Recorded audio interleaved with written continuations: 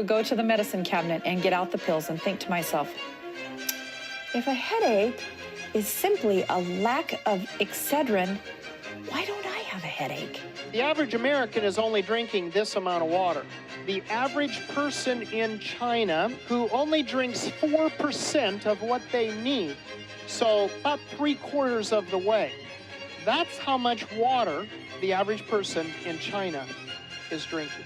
In taking those 3 needle biopsies of my thyroid, they ascertained that I had cancer, but they couldn't tell what it was. Our dear Heavenly Father, we want to come before you and praise you for today that you've given. We thank you for the herb-bearing seed, and we thank you for the blessings of health. We pray that today, as we talk about health and things to do that will help each one of us to be strengthened and well and strong in the Lord, that this will be a means of helping each one of us draw closer to our Savior and King. In Jesus' name, amen. Amen.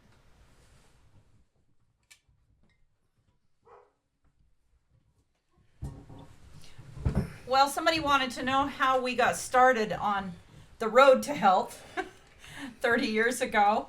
And that would have, well, it kind of started more than 30 years ago, actually. But we want to start out by doing a demonstration first so that it can be working and you can be seeing the results of this while I'm speaking. And this is just one of the things that we've done here to keep ourselves healthier than the average individual. I will say this, we've had one comment to the negative about speaking about health things on Holy Sabbath. But if we don't understand our body temples and how to keep them in the best of care, we're not going to hear the voice of the Good Shepherd, like we talked about last Sabbath. So I don't feel that it's out of place to go away from, quote, the spiritual to learning how to take care of the living machinery. Because this is most important, because I know that until I met with a crisis in my life that should have put me in the grave, I was going with the flow and I didn't really give it a second thought as to my physical well-being, because the doctors would take care of that, was what I was trained to believe.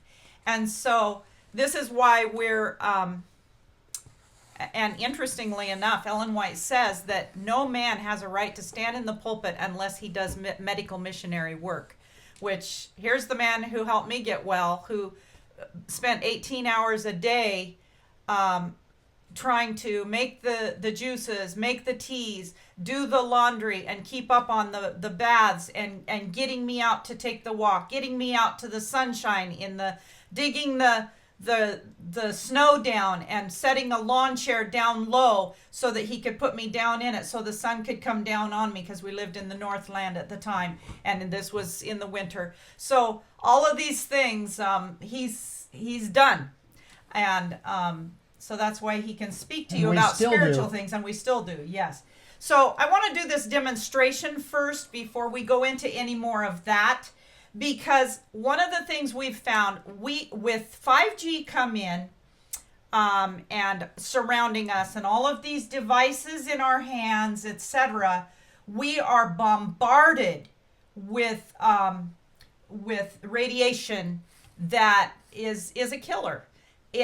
The best thing that grows in a high radiation is your fungus. And so now suddenly, it's been coming on slowly, but you have a population now, especially in America, who are allergic to food. And this is where Mark was. He sprayed a house. I was tested because of, I sprayed a house to kill mold. Right. And I think the mold almost killed me. But I was tested to see for allergies as to what I was allergic to. What was setting him off? His nose would just drain all day long. Virtually the only thing that I could eat according to that test was white meat, which of course I don't eat and wouldn't eat, and split peas. So he went on the split peas, and he did great on split peas until his supply of split peas ran out. And I got some different ones, and then I couldn't eat split peas. And then he couldn't eat split peas. They set him off. And so in our research, we found that the food that is grown is contaminated with black mold. As it's grown.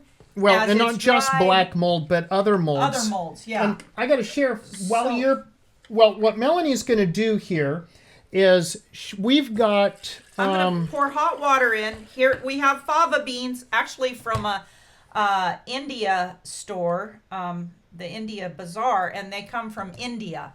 So we'll see how much mold they have on them. These come from California. Whoa. Whoa. Got too much in there. I didn't want to do that. I did not want to do that.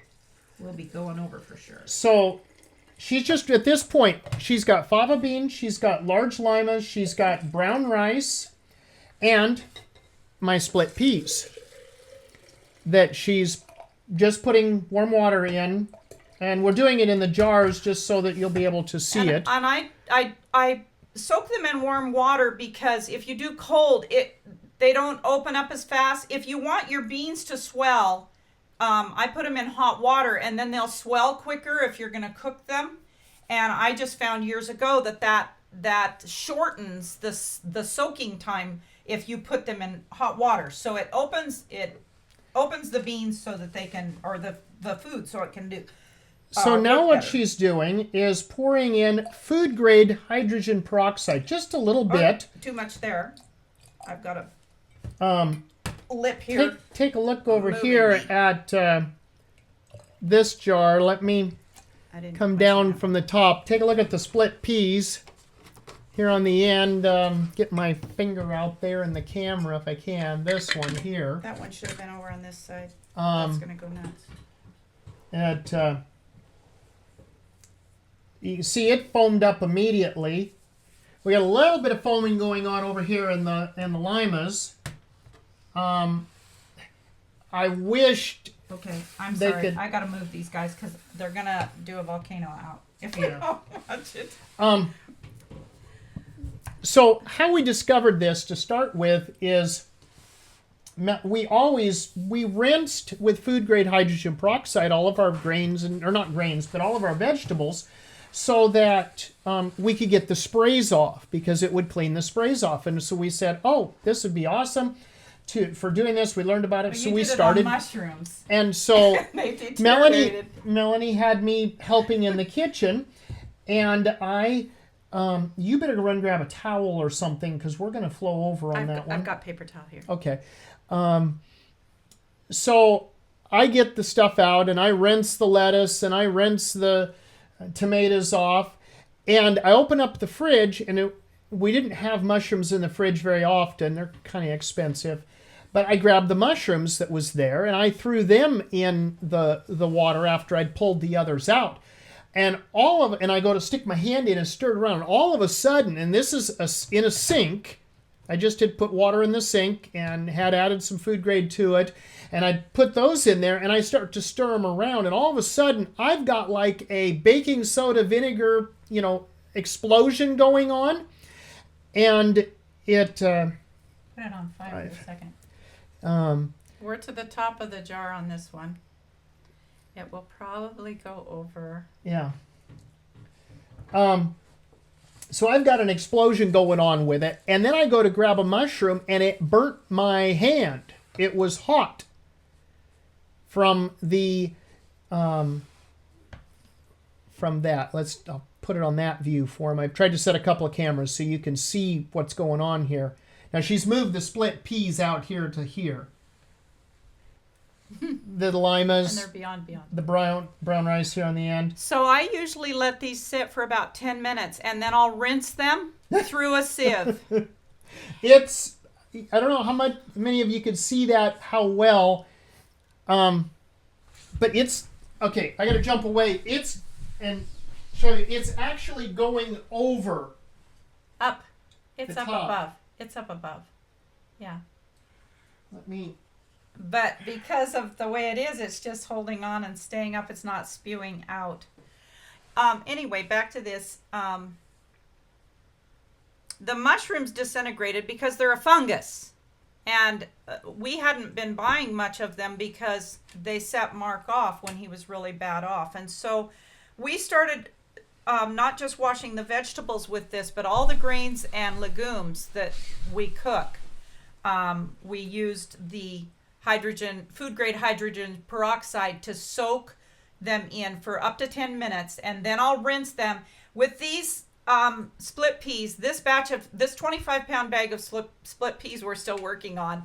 If I didn't do this, he would not be able to eat them. He would just be pouring and have to have Kleenex with him all day long. But because of washing them, he can eat them without a reaction. I will have to rinse these probably 6 to 8 times, and I usually use hydrogen peroxide a couple times in those rinses. And now it's going to collapse forward, so we're going to have to move it backward. So these guys are highly toxic with the mold, and it is definitely going over the top. Now, you'll notice the ones from India. This is the way it's been with all my beans from India. I don't know why, but their conditions over there are such that in growing and drying and packaging their foods, they moldy. do not have the mold issues that we have here in America.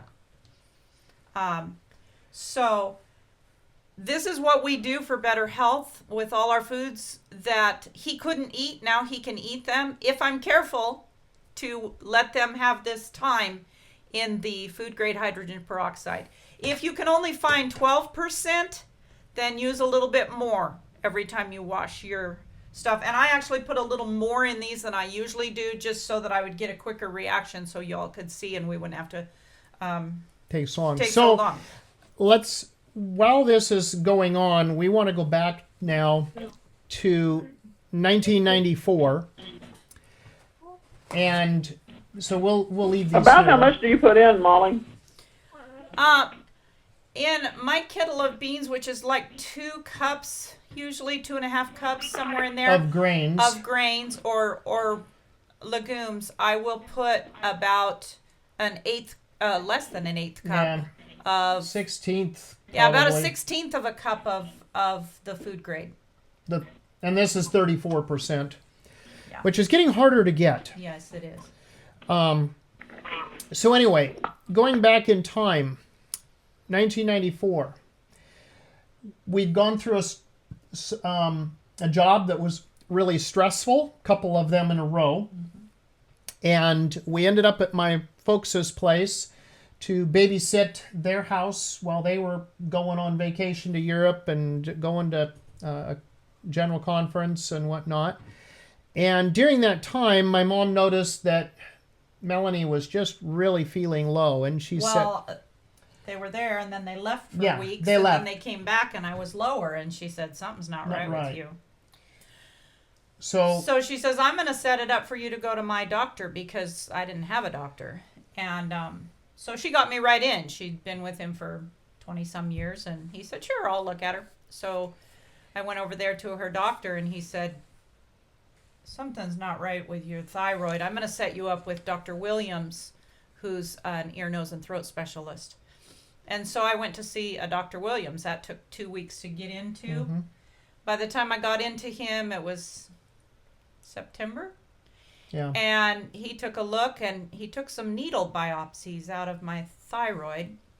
I took the fluid, pumped air in and took fluid out because I had goiters and bumps and lumps. And so he took some fluid out. And the second time I went in was the 1st of October, I believe. And he said, you have cancer, but it's not thyroid cancer. I don't know what kind it is. I've never seen this kind before. He said, but I'm going to set up a date for you to have surgery and get your thyroid and the muscles going to your vocal cords taken out, because we see that on the ultrasound they had taken that the muscles of the vocal cords were wrapped with whatever this cancer was. And so And I said, take all the muscles to the vocal cords. And he said, yeah, you won't be able to talk, but he says, we can teach you to burp and talk. He says, but, if you don't get this, and we'll set you up for chemo, we'll set you up for radiation. And he's got this schedule he's handing to me. And he says, you got to get on this stuff because, you've got to do this and this and this, the cut, burn, and poison, basically. And then he told me, he said, you don't have a 50-50 chance. And I said, wait a minute, that's if I do nothing. And he said, no, that's with the cut, burn, and poison method, all the stuff he had offered me. And so I took his papers and I got in the car and I went to see Mark and back on the job. And I said, I have cancer and he wants me to do this. And Mark's like, oh, okay. So that was the beginning of our journey. I went home and I was really weak and I spent more time in bed than up. Or if I did try and get up, I would go a little bit and then I would just pass out. Yeah, I would pass out on the floor. I remember falling off the piano bench one day when I was trying to work with a child that was taking piano. We ended up with going for a second opinion. We got another doctor 100 miles away, an Adventist doctor, and he did another needle biopsy and more testing, and he said, we don't know what this is. It's definitely cancer. We don't know what it is. We would like to send this to the University of Washington Medical Center for further evaluation. And we said, okay. And so they did. So I called Dr. Williams, the first doctor, and I said, I have to hold off. I'm going for a second opinion, which they're sending it. And he dropped me. He got really upset. And he said, if you won't do this, because I was supposed to be in surgery by the 15th of October. And so he canceled all that. But the day I should have been in surgery was the day we got the third opinion from University of Medicine in Seattle back. Mm-hmm. And they said it was bovine lymphoma. And that's why these doctors couldn't figure out what it was, because they'd seen a lot of thyroid cancer. They'd seen a lot of different lymphomas, non-Hodgkin's and Hodgkin's, but they'd never seen the bovine strain. Well, bovine is cow, for those of you that may not know. She had a cow strain. Yes, disease does cause cross-species lines. It does. So I want to fast forward us, because number one, we knew nothing about natural remedies. It's not like we went into this going, oh yeah, let's just hit this naturally and we know what, this herb and this herb does this and that does that. We didn't have a clue. Well, I didn't know much about herbs, but I had been taught in the self-supporting schools, if somebody had a cold, that you put them in the fever bath. That's why I had that book. Right. Because I'd been pretty thrilled to see that work on colds and flus and whatnot. And so we had a young lady show up at our house. We'd been kicked out of the church, but we were still this was at the point in time where we were trying tenaciously to hang on, and we had been to this church a couple of times. And this young gal shows up at our house and she says, you don't know me, but I'm the teacher. No, it wasn't teacher. It was John's. It was another person's daughter. We'd never seen her before. And she says, God sent me here to tell you that if you go under the knife and you get chemo and radiation, you will die. And you will not only die, but you will die lost. And she referred us to Asa with his disease in his feet, and he sought not unto the Lord, but unto the physicians. And that's mentioned in Scripture several places as a negative against Asa. I'm sorry, I haven't been keeping it. Go ahead. I haven't been keeping up with these cashews. Okay. So that kind of sent us reeling. I mean, she's already been given less than a 50-50 chance of living. And now this young girl says that she was a nurse and she's quit because she realized that it's wrong, and she is now she was working as a truck driver driving dump trucks, but that's beside the point, I guess. Anyway, telling us that that Melonie's gonna die and be lost if she goes by the doctor. Put it on mine. It's food, H2O2. It's food grade hydrogen peroxide. And this is 34%. I thought it was 32. I wrote 32 on there. Okay, so 34% food grade hydrogen peroxide. So anyway, she referenced us to Revelation 18, 23, which is the word sorceries appears there. And she said, do you have a Strong's Concordance? And I said, yes. And she says, get it. And so I went and got it. I brought it back. And she said, look this up. Do you know how? And I said, yes. And so I looked it up. Sorceries, pharmakia. And that was when I first learned that sorceries there stood. And she goes, you know what pharmakia is? And I said, like pharmaceuticals? And she goes, exactly. She says, if you do the pharmaceutical way, the curse of God will be on you. It was like, It's wow. witchcraft. Pharmakia is witchcraft. Yes, sir. And so I mean, you got to realize we were young, married.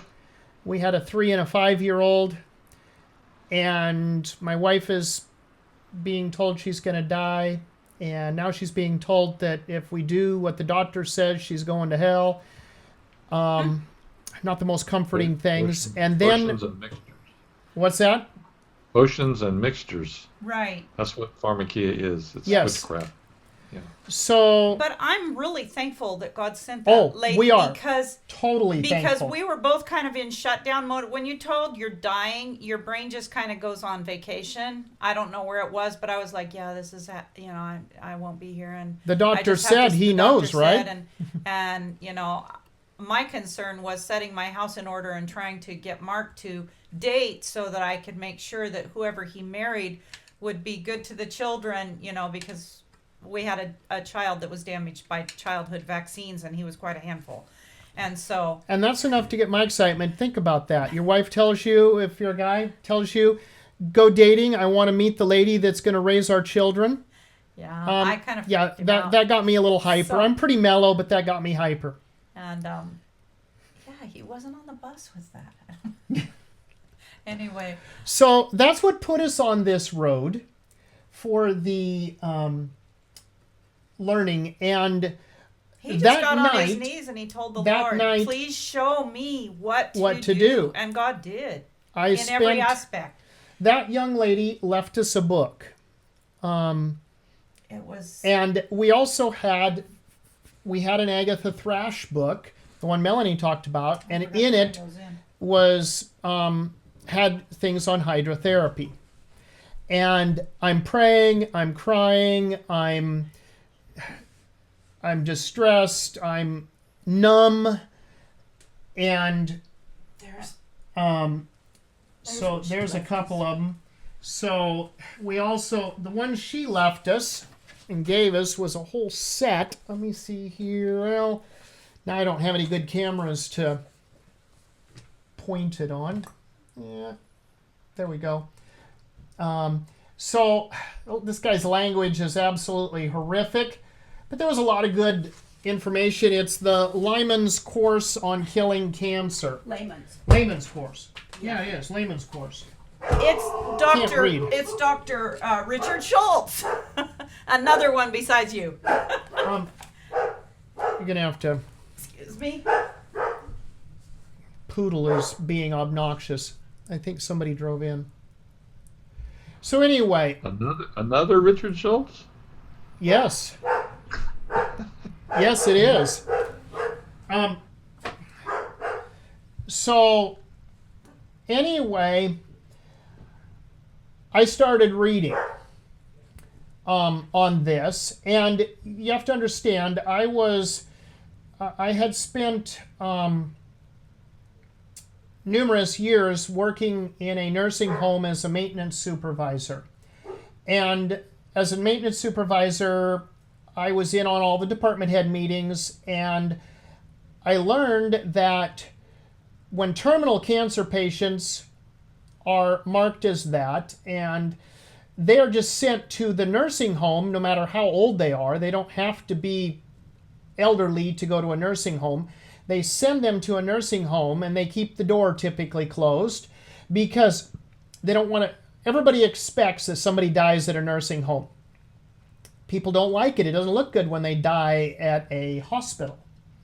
And so they're sent to nursing homes. So I have seen many, many, many young people die of all kinds of diseases in a nursing home. And the one that struck me the hardest, that would not been too awfully long in my past, was one that it was a mother of a young family, and she had bone cancer. And there was 2 children, a boy and a girl. We had 2 children, a boy and a girl. And I was pretty shaken because I saw the family stand there. The mom's so drugged, she doesn't know what's going on. And the children are crying, the husband is crying. And you feel helpless, especially being the maintenance guy. You know, when you're asked to come correct something in the room, fix this, fix that, get the air conditioner working better or whatever. And so that really, I was putting myself in that place. I was seeing that happen. I was living that experience personally. And through that night, I made a decision. And that decision was that I was going to try this stuff out of this book that seemed really weird to me. And I'd read some of it. And the next morning I started putting a plan together. And that day I put my plan together as to what I was going to do with Melonie. I figured if I killed her trying this stuff, at least she wouldn't suffer. That was my mentality. Had to And be, or he had never gotten started. I went hard after it. And that's when we began, and we didn't know much at all, but I learned about the hydrotherapy. And in Agatha Thrash's book, this home remedies book, Hydrotherapy, Massage, Charcoal, it flat out says, to kill cancer, you've got to get the temperature above 104. In this book it says. And it says never do this without doctor supervision.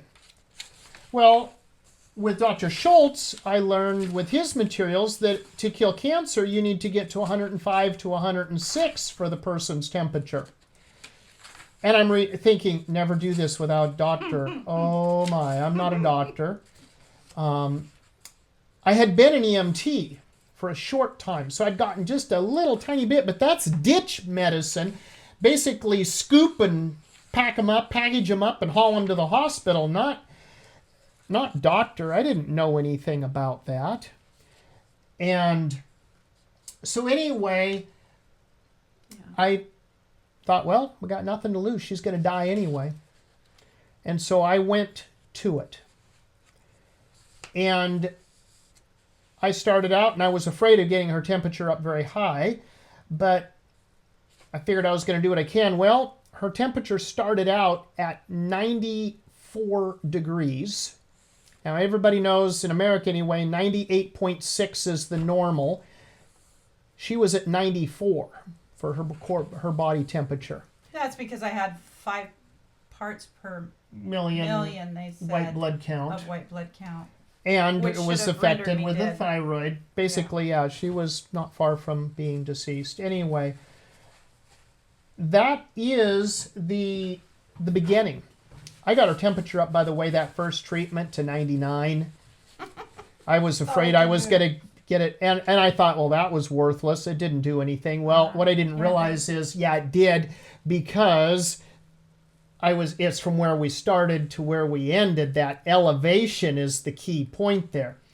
So we started with that. Then I want to share about this part because I think it's very important, is in Schultz's book, I started reading about herbs. And with that, and I had started putting a list together. And my next thought was, where do you get herbs from? Health food store, right? I'd never been in a health food store. I'd never heard of a health food store.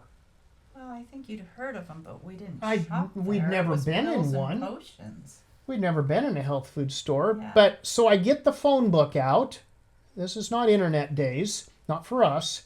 I got the phone book out and I looked it up, and because I think I asked somebody and they told me a health food store. So I'd read it, I forget now. But anyway, so I find a health food store in the local town, Lewiston, Idaho.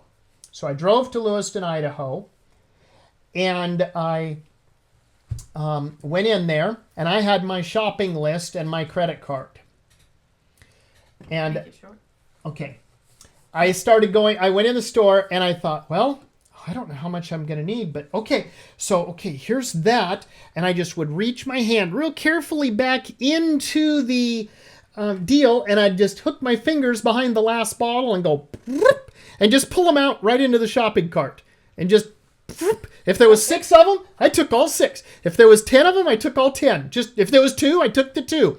And I just pull them in the shopping cart, and I looked and checked that one off, and I went to the next. And I had quite a long list, and I didn't really know. All I knew was if it said cancer, I was getting it.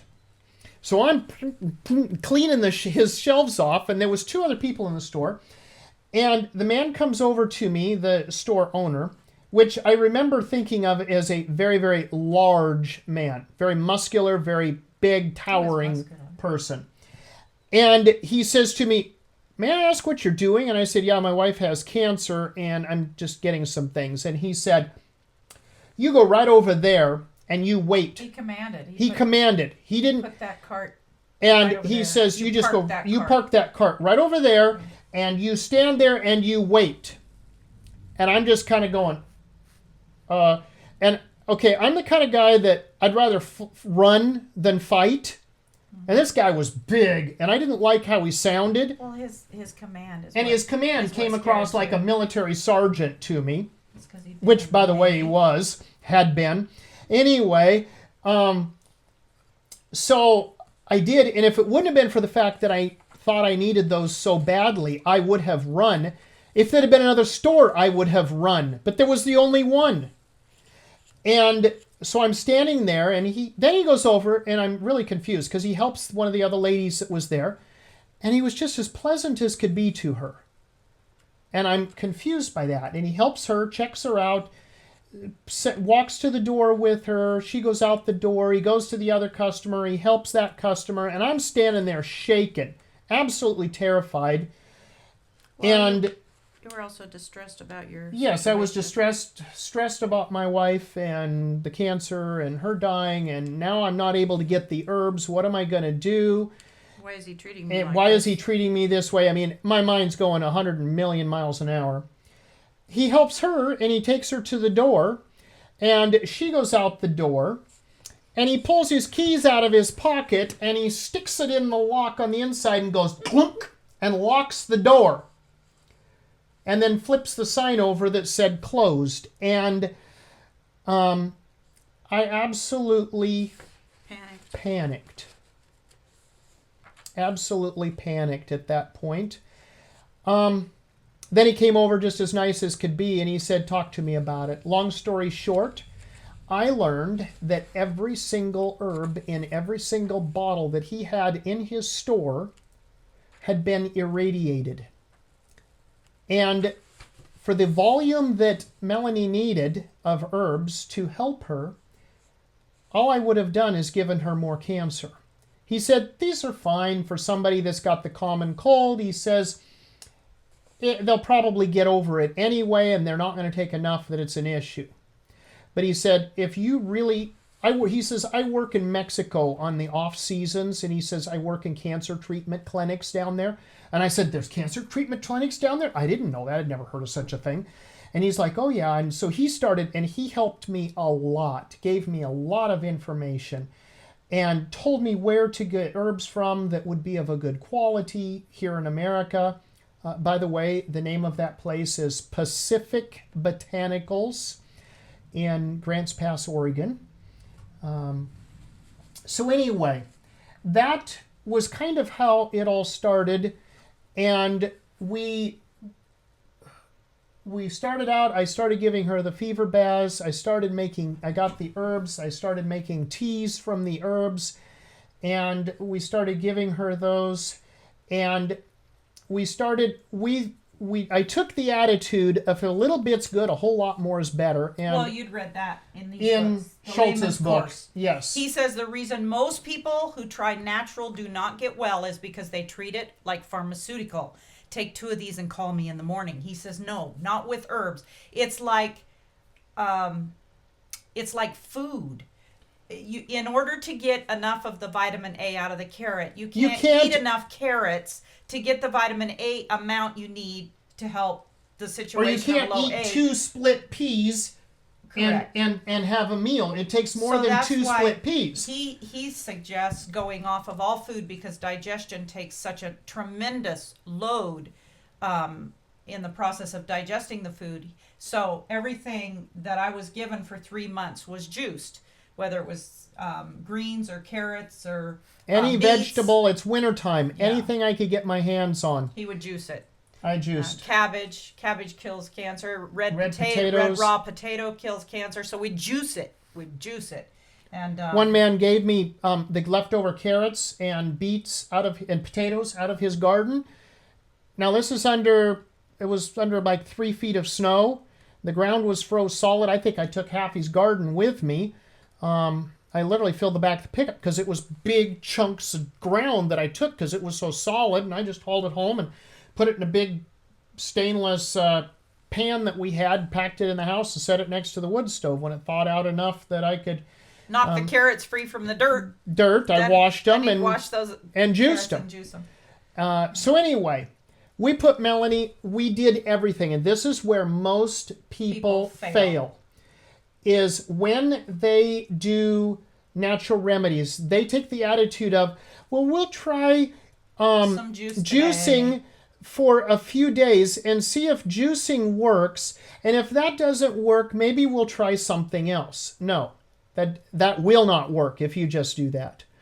Somebody popped it up here. It says Lorraine Day promotes the juicing instead of eating, and that is true. But if you only juice, it's likely you're not going to get well. You've got to do more than that. Juicing, hydrotherapy, And the in fever juicing, treatments. the only thing he used in the way of vegetables, excuse me for interrupting, is the Granny Smith apples, because they're No, tart. the only thing I used in fruit. Fruit was Granny Smith apples because they're tart. Cancer feeds on sweet.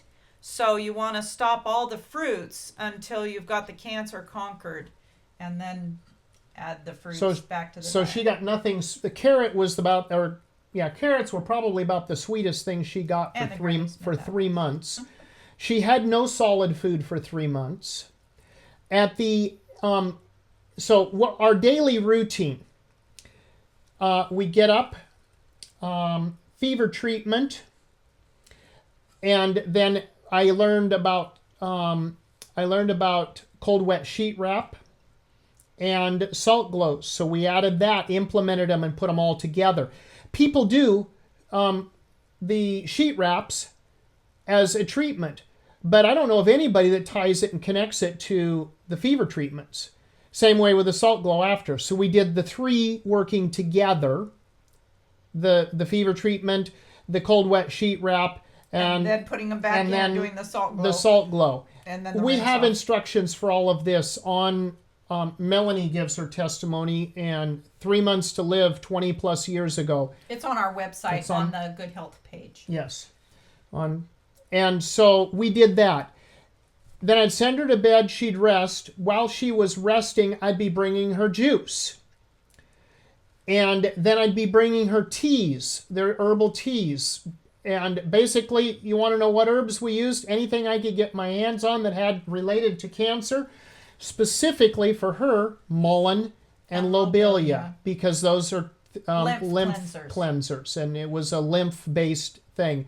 But I used everything. The other thing he used a lot of was yarrow, because yarrow tea induces sweating. So he would give me 2 or 3 quarts of yarrow tea for several hours before the bath, and in the bath I would finish the last quart.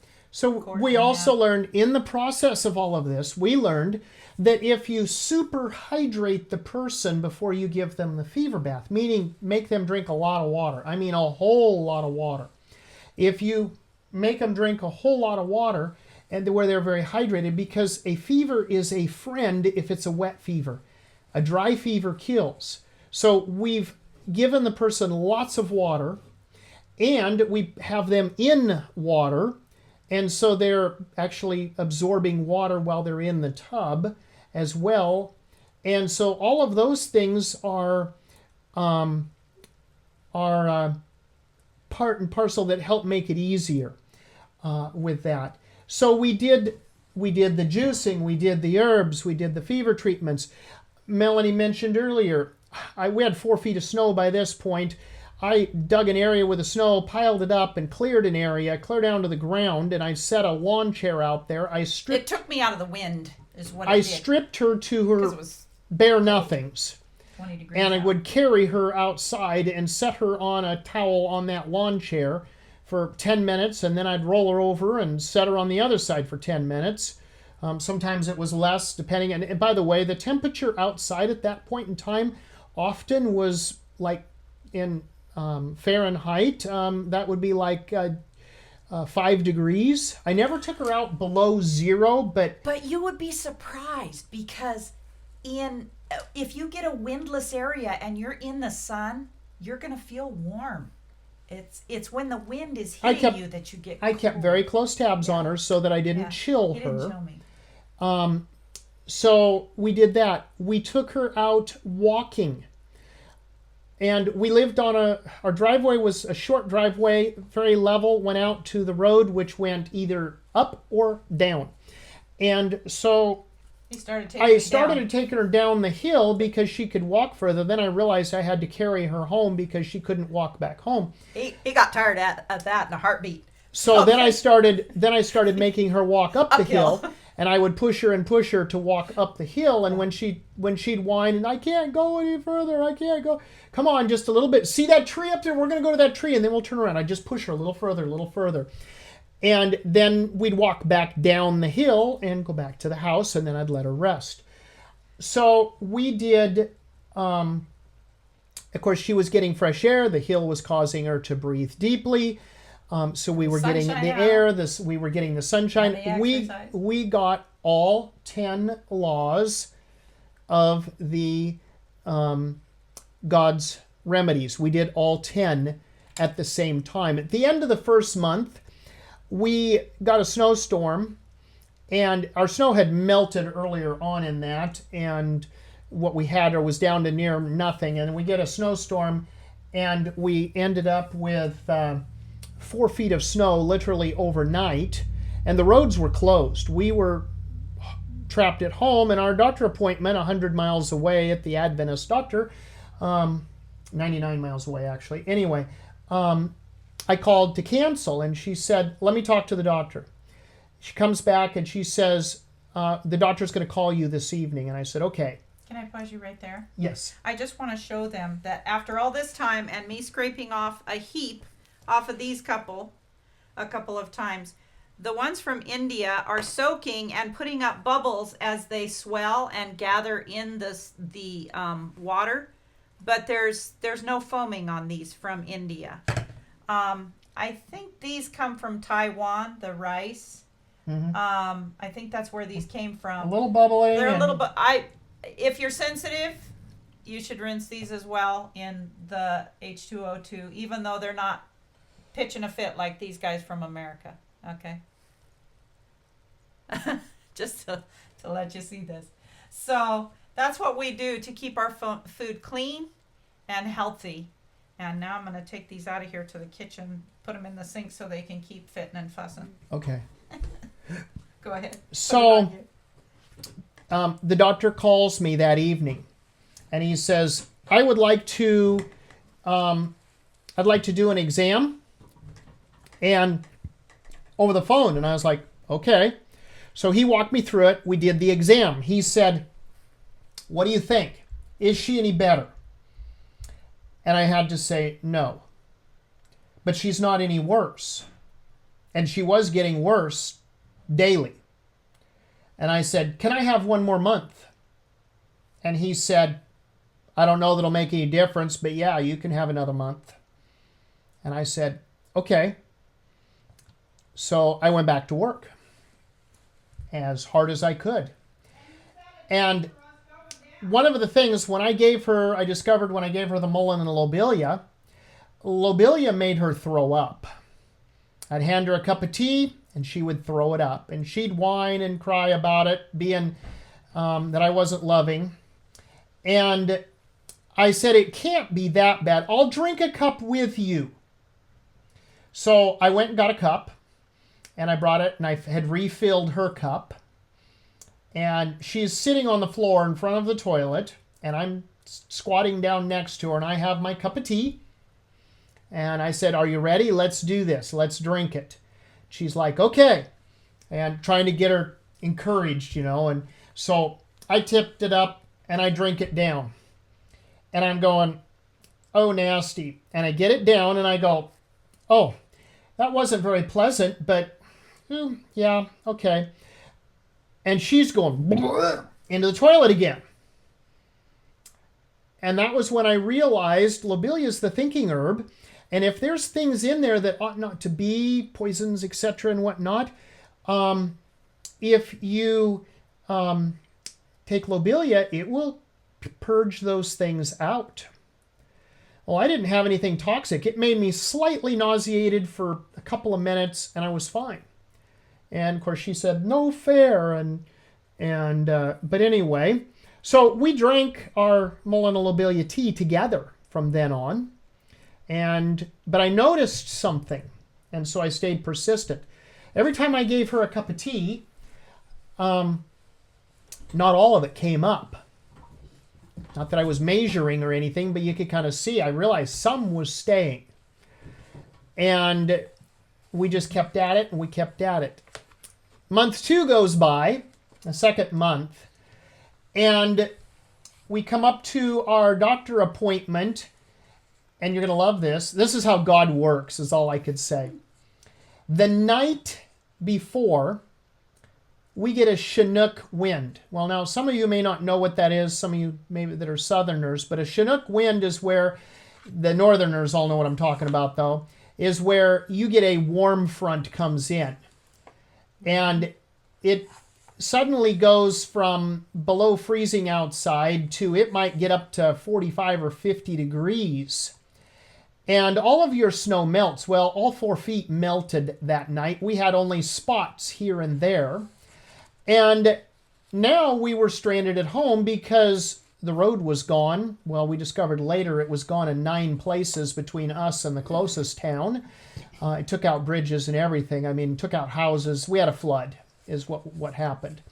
So I called the doctor's office and I said, because the phone line was still working, and I said, you're not going to believe this. And they go, yeah, we've seen it on the news. We know you're that way. Are you okay? Well, yeah, we're fine. We're up on the hill, but we're not going anywhere. Anyway, that time it was arranged, and I was to call the doctor because it was to be on my nickel instead of his, because it was long distance in those days.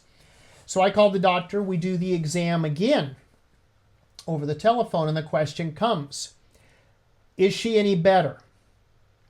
And I said, yes. And he said, what makes you think that? And I talked to him about it and whatnot.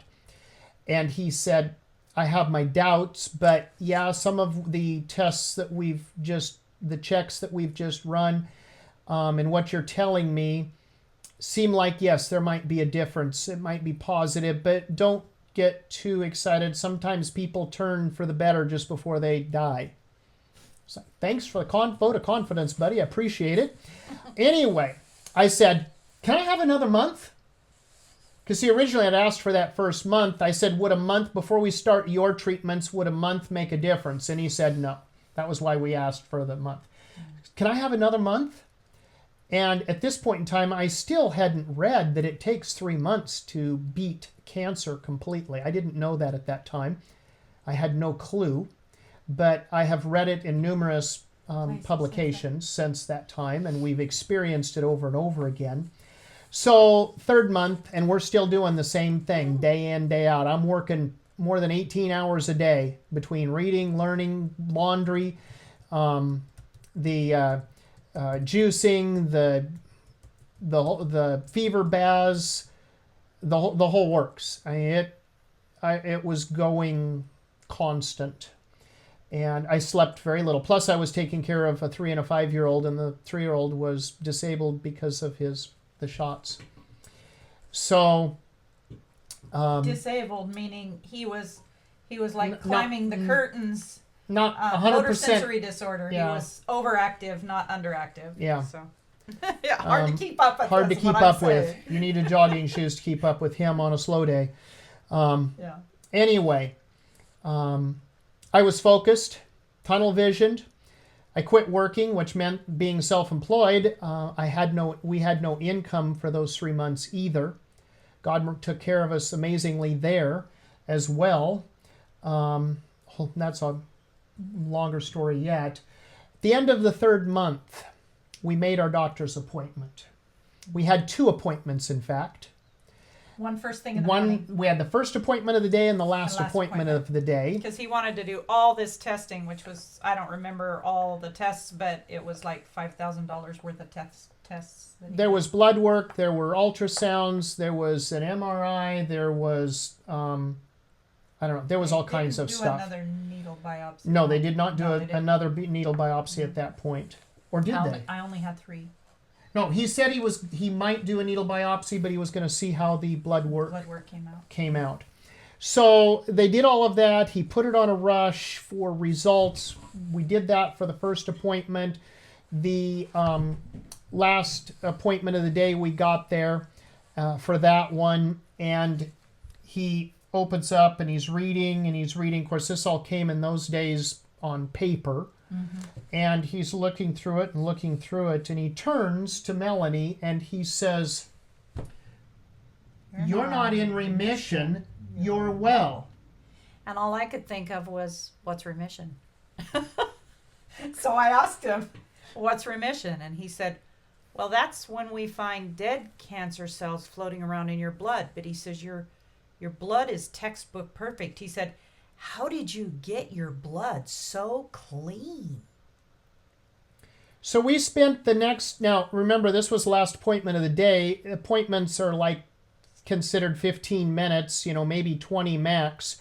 We were in his office for more than 2 hours that time, and well after closing, and we explained the entire process in detail, and he wrote it all down. He took notes. Absolutely. All the way through Asked it. questions. What was that again? And right. How much of that did you do? Why did you do that? I mean, detail. We spent hours with him going through it all. And we got to the end of it all. And he says 2 things that I'll never forget. One was, don't get cocky. Lymphoma always comes back. Given 3 months to 2 years, or was it 2 months to 3 years? No. 2 he months. said 3 months to 2 years. Yeah. I'd have a full-blown case and nothing will touch it. We didn't know at the time why he said that. We do now.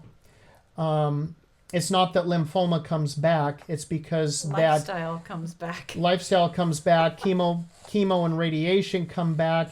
And chemo and radiation will kill cancer, but they also make mush out of your organs, interestingly enough, within 2 to 3 years, and you die. But with the lymphoma, when he kept saying it'll come back, I said no, it won't, because he had asked us to come back for all the testing we'd just done that day, once a year, to make sure it wasn't getting to that point again. And I said it won't come back, and I was just confident. And he finally asked me really sharply, he said, why do you keep saying that? And I said, because you told me what caused my cancer.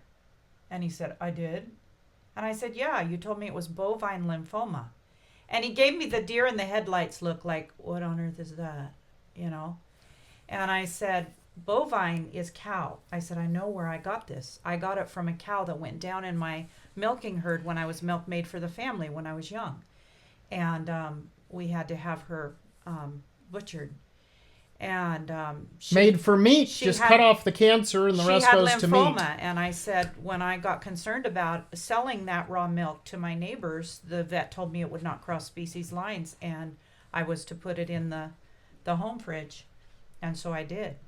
And I said, my mom and I clabbered a lot of that and made yogurt and cottage cheese out of it.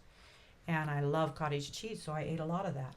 And when you clabber milk, you warm it to just above room temperature, and you basically put it in an imperfect environment For cancer cells to for grow.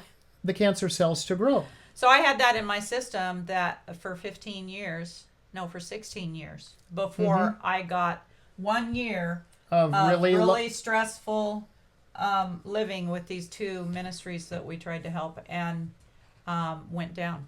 It manifested and took over, and then just a few months. In I a few went months from took her sick down. to almost dead. So, yeah. So that's kind So of... we went back for 6 years, once a year. Once a year we went back for and testing. got the testing, and they finally said, "Get out of here. Go What are you home." here for? By the way, needle biopsies is where, they take a large needle, stick it into the thyroid, and they pump air in and pull out the cells in the... So they don't actually make an incision, it's done through a needle.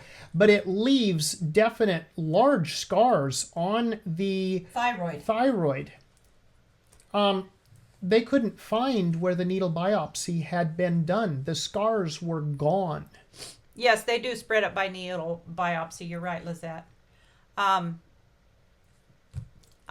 read that. We know that and heard now. it We before. didn't I know it that then. but yeah, it does spread it. But they couldn't, like he said, they couldn't find the scars, and they asked me, "What have you done?" And I said, "Beet juice." We would take raw beets and juice them through the juicer, tops and all, and I would drink 2 to 3 cups of that a day for only 2 weeks, because that gets the thyroid up and going. And you can burn your you can actually- thyroid out Yeah. drinking too much beet You juice. can actually go from hypothyroid to hyperthyroid if you stay on beet juice too long. You don't want to overdo it. And the bottled that's pasteurized doesn't work as well as the raw beets. If you do it yourself. If you do it yourself. So those had enough iodine in them to literally heal that thyroid of its issues. So that's what we did. So that's what started the process Our of journey. us learning about natural remedies, learning about herbs. Since that time, we've not actually counted, but there have been many, many, many people that we have treated, treated, that we've helped in our home. We've how we keep ourselves out of trouble. Number one, we do not prescribe. We suggest, well, this is what we did. This is what we would do. This is what I'd do if I was in your case. In your And shoes. we've never charged because we're not doctors. We're not medical professionals in any way. We've just been through the school of hard knocks. That's all. And we've continued to read. We've continued to study. Oh, we've had to, because we've had everything thrown at us. We've worked with just about every category of disease that you can think of. And I say category because they will say, oh, well, it's this or it's that. And it's like, well, when they say that, cancer is cancer. Right. Whether it's bone cancer, whether it's lymphoma, whether it's a tumor here or there. And one thing you need to know about cancer, they say, oh, well, we You have a tumor did surgery. You in have a tumor in this portion whatever of your portion. body, and we're going to go in and take out the tumor. Okay, well, the tumor is the garbage can where the body dumped all the crud, and putting it in simple terms. Because But blood was the overridden cancer with it. is throughout the entire body because the blood goes through the garbage can just like it's going through the rest of the body. And so to take out the garbage can and empty the garbage isn't going to... It'd be kind of like not having a garbage sack in a garbage can and you're dumping in wet garbage and you take it out and you dump it outside and you bring it back and you don't wash the garbage can. You just set it back in the kitchen. What's going to happen, ladies? It's going to start stinking in a hurry. Okay? That's what happens if you don't clean house when you have cancer and you only do surgery. And if you do surgery and then you top it off with radiation and chemotherapy to, quote, kill the cancer, it does kill cancer. I will say that. I don't hesitate. The problem is it also ruins all of the internal organs over time, so then you die slowly from the treatment.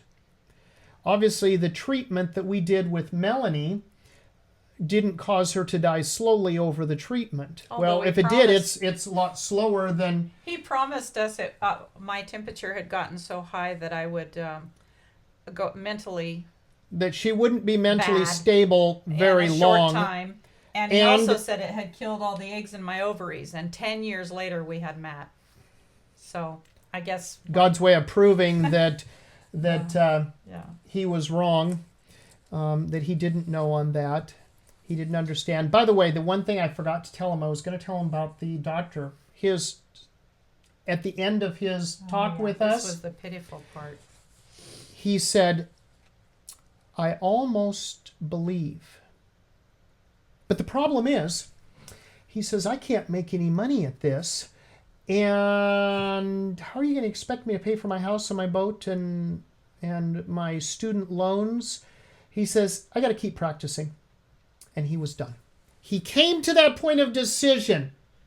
And he literally just like flipped a switch. And boom, he was still on board for his practice. And rejected it. And I don't know. I honestly don't know if he just continued that way or if he changed later. We went on and we didn't look back with that. Yes. Question? Don't forget to Yes. unmute. Okay. Mark, this doctor, was this the Adventist doctor? Yes, it was. Yes, it was. Yeah. Now, the first doctor, who was not an Adventist, he dumped Melonie when we said we were going for a second opinion. He got really upset He about was that. he was done.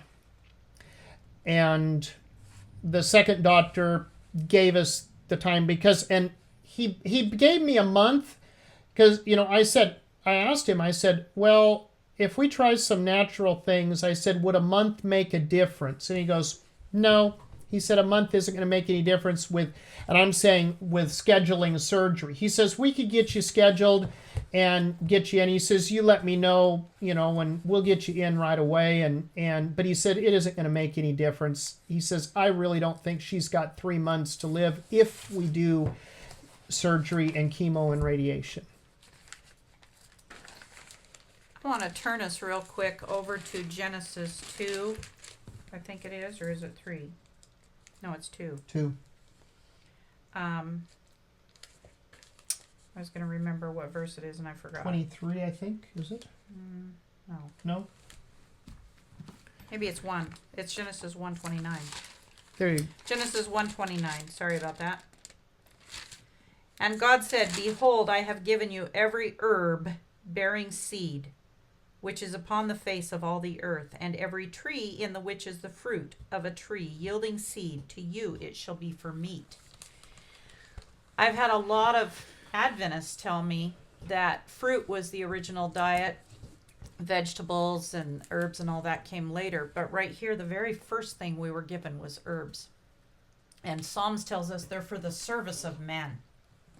And God, when he led the Israelites out of Egypt, the night of their deliverance, they were to eat. Can somebody tell me what they were to eat? What were they to ingest before walking out of Egypt? Bitter herbs. Bitter herbs. Thank Yes. you. Bitter herbs. Exactly. Yep. The bitter herbs with the lamb. What do bitter herbs do? Does anybody- Medicinally, what's their purpose? Medicinally. Detox. Detox. Cleanse. They cleanse and detox. You're right. They Yes. cleanse the blood and detox the liver, which is your blood cleansing organ. Okay, we have a hand up. Go ahead, Brother Whitehead. It's amazing how the Lord can Speak louder, we can't hear you. you. Or get closer to the computer.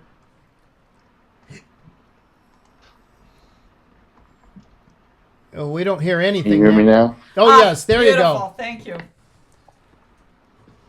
That's my question. I have a question. I just wanted to first say it's amazing how the Lord's been blessing you too, and your families. So my wife and I have also been performing medical missionary working. God's been healing in ways. The question I have is, how are you able to keep up with the cost of the juicing? We're at a place now where it's very, very costly to keep that up. So how do you do that? Well, number one, when Melonie had cancer, I didn't know anything about, quote, organic. And I could share a lot with you about organic, my reasons why, but I'd tell you this. In most cases, organic that you're buying from the grocery store is probably not any better than the non-organic stuff, because the regulations are pretty much the same. The difference being that organic stuff, they can use the same thing, they just have to put it on a smaller quantity, but they can put it on more times. And it's usually sprayed closer to harvest.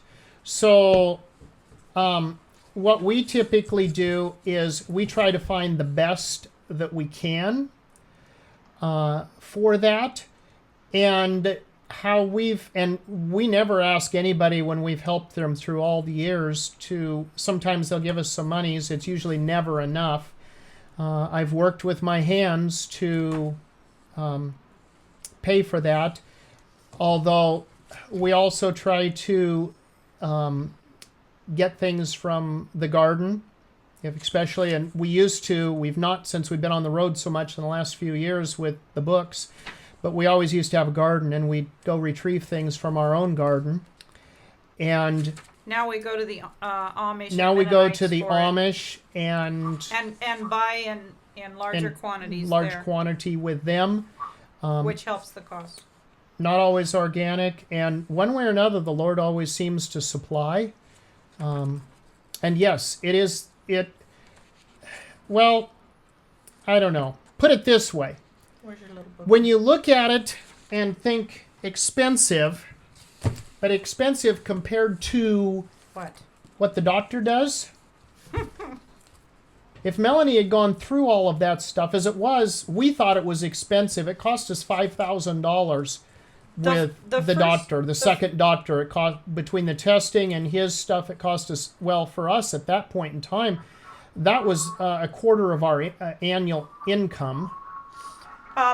The first physician who set up the removal of the thyroid and the muscles going to the vocal cords, he told me his portion of the bill would be a little over $40,000 back then.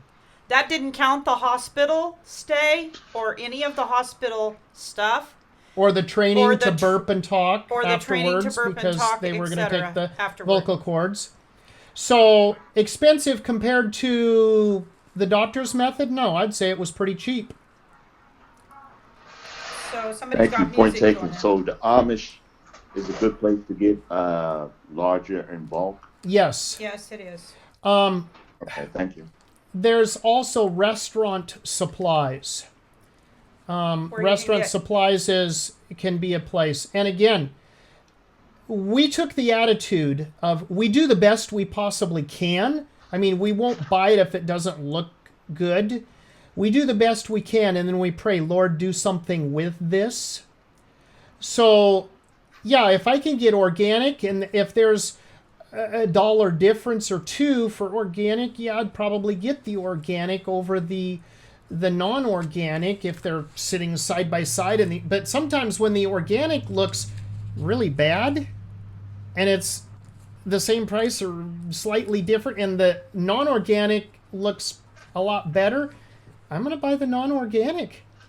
That's just the way, that's where we have made our decision with that, is we go with what we can do the best we can, and then we pray that the Lord will fill the lack, and if there's anything harmful there, and of course we rinse all those vegetables through the hydrogen peroxide, right, and to clean them, everything goes through that. It's just an awesome cleanser for all of that before we juice. I would look into your Indian stores for the carrots. They, I know the stores I have been in have large carrots, and you could probably get them in a large By the way, quantity there. Just a tip on carrots that I learned. So carrots coming especially from a store are typically dehydrated because refrigeration is a dehydrator. It dehydrates. That's what it does. That's air conditioning in your house is a dehumidifier. That's a dehydrator. And so what you do is put the carrots into the sink, fill the sink up with water several hours before you're ready to juice it. Add your food grade hydrogen peroxide, stick a cast iron frying pan or something on top to force them under the water, any weight or whatever you got to push them down, and let them set there and hydrate. You'll get a lot more juice out of the carrots by doing that. Yeah, it's the water. And of course, no, I'm not going to use fluoridated, chlorinated water to do that with. You need to make sure that the water is good water if you're going to do that. If I lived where I didn't have that capability, I'd be buying distilled water.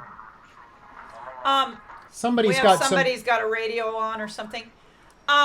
The other thing with carrots is in America, they have found that if they over fertilize and over bug kill their soil, they can actually make it sterile.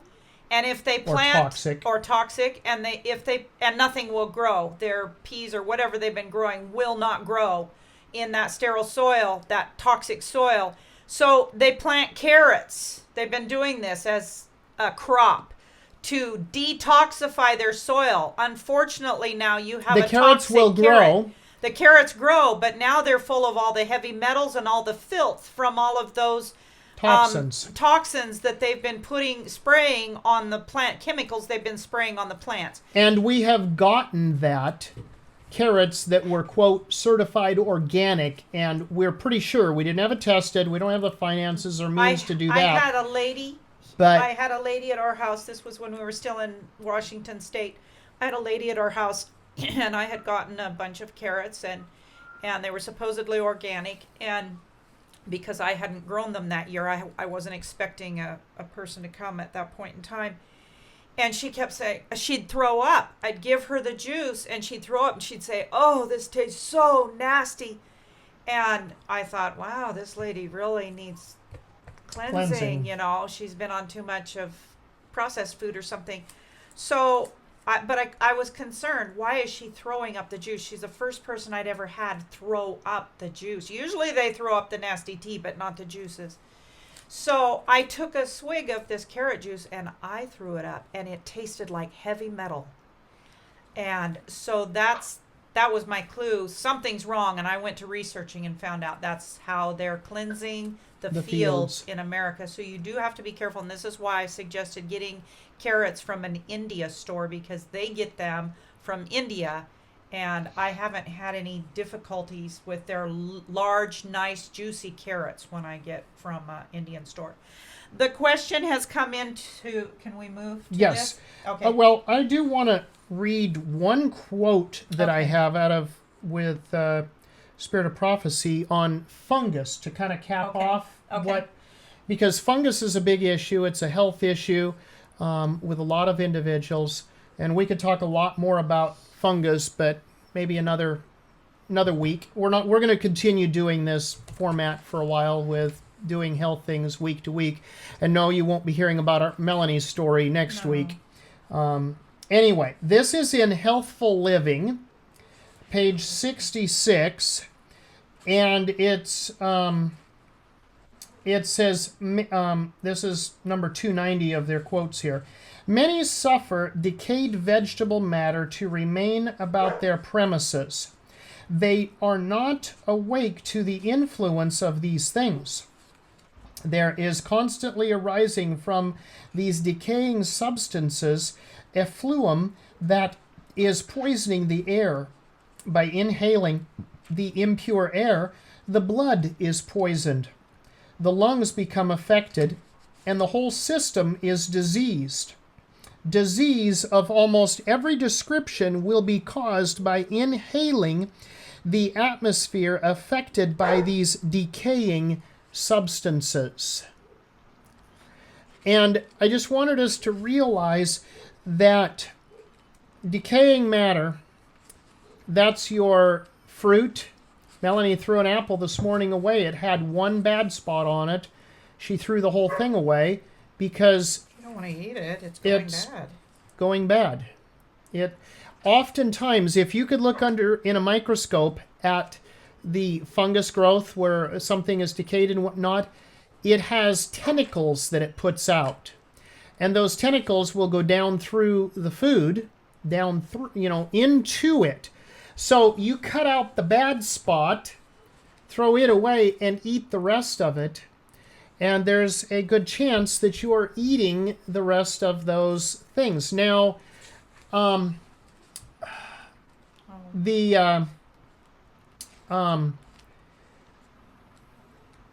as you're eating those things, I lost my train of thought completely on that. Just like totally a derail. Well, Sister White says that if we that we shouldn't eat There's anything with it. anything that has tentacles a that go taint down of into the spoilage. fruit. You said you were saying Right, something about right. tentacles. Yeah, with the food's contaminated. The tentacles of that go down in. Now, I know what I was going to say.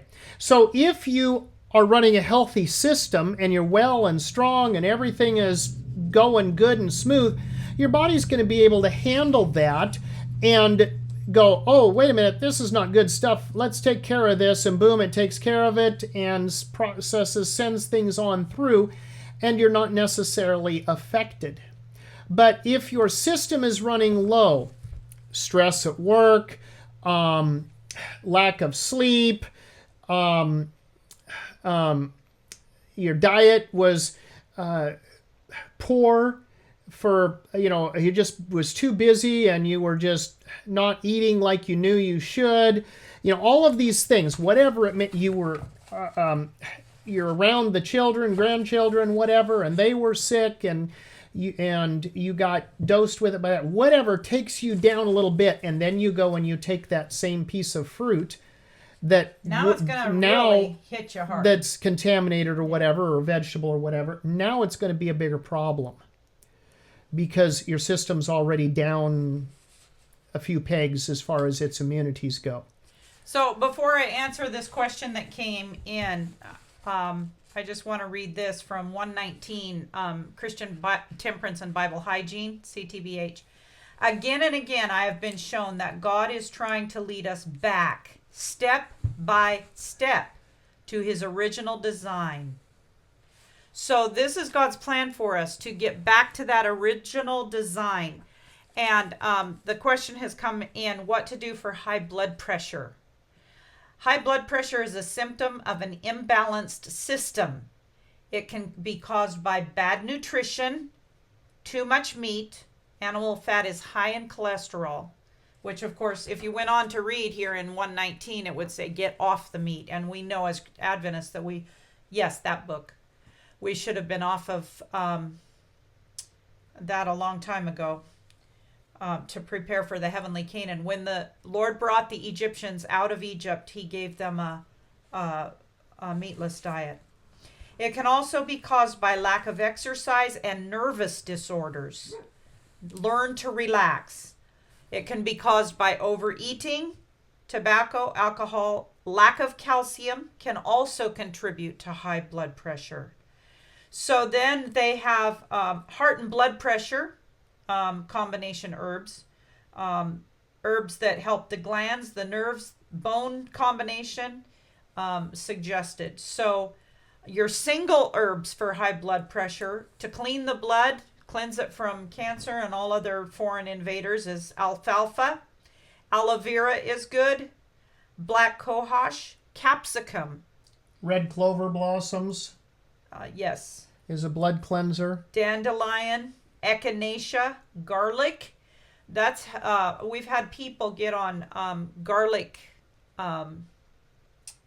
oil in capsules for high blood pressure and bring it down that way, and including walking. Lack of exercise is one of the number one. Can you go to that list one more time? Of the herbs. The herbs? Yep. Alfalfa, aloe vera, black cohosh, capsicum, dandelion, echinacea, garlic, ginger, ginseng, gotu kola, hawthorn berries. Pause right there for a moment. Top 3 for heart, whether your blood pressure is high or low. Either way, the way to do that is hawthorn berries, valerian root, and cayenne. and an 1/8 part cayenne. Or capsicum. Mix those together and use it. And I was taking 4 or 5 capsules, but when I was poisoned with the cyanide poisoning in 2016 that nearly killed me, it really worked on my heart. And just taking 4 or 5 capsules, I did that for 7 years, and I wasn't getting any better. So last January, I pled with the Lord, please help me. I want to be able to move quicker and not have my heart be such a mess. And I took the hawthorn, the valerian root, and the capsicum powder, and I started just taking a heaping teaspoonful and putting as much as she could get on a teaspoon, just stacked as high as it'd go. Putting it in tomato juice and stirring it in and drinking it with my breakfast. And that has literally healed my heart this year. So I really recommend that if you're having trouble with your heart, do that. You know, don't take just 5 pills and call me in the morning, because I did that for 7 years and it wasn't enough. It was not enough. I can say that right now. So that's one thing about herbs that we all fail on, is it's really easy to think, take 2 capsules. Even all the supplements that are out there, which we do not recommend. Mark, let's put this up there and let them take a picture of it. Okay, those who have... Whoops, do you have that one up? Thank you. It's not connected. Let me get it connected. Okay. Go ahead. Now I said thank you. You're going to put a picture up there for us. Thank you. Yes. I wasn't finished. We've interrupted ourselves, so I wasn't finished telling you all the herbs. So yeah, if you can just take a picture of this. Give me a second here. I'm trying. Got to get the scanner. I didn't get the scanner turned on all the way set up this morning. So for high blood pressure, change of diet, no snacking in between meals, get off the meat and the dairy and the things that are driving it up. And then turn it the other way. Turn it the other way. Not so much.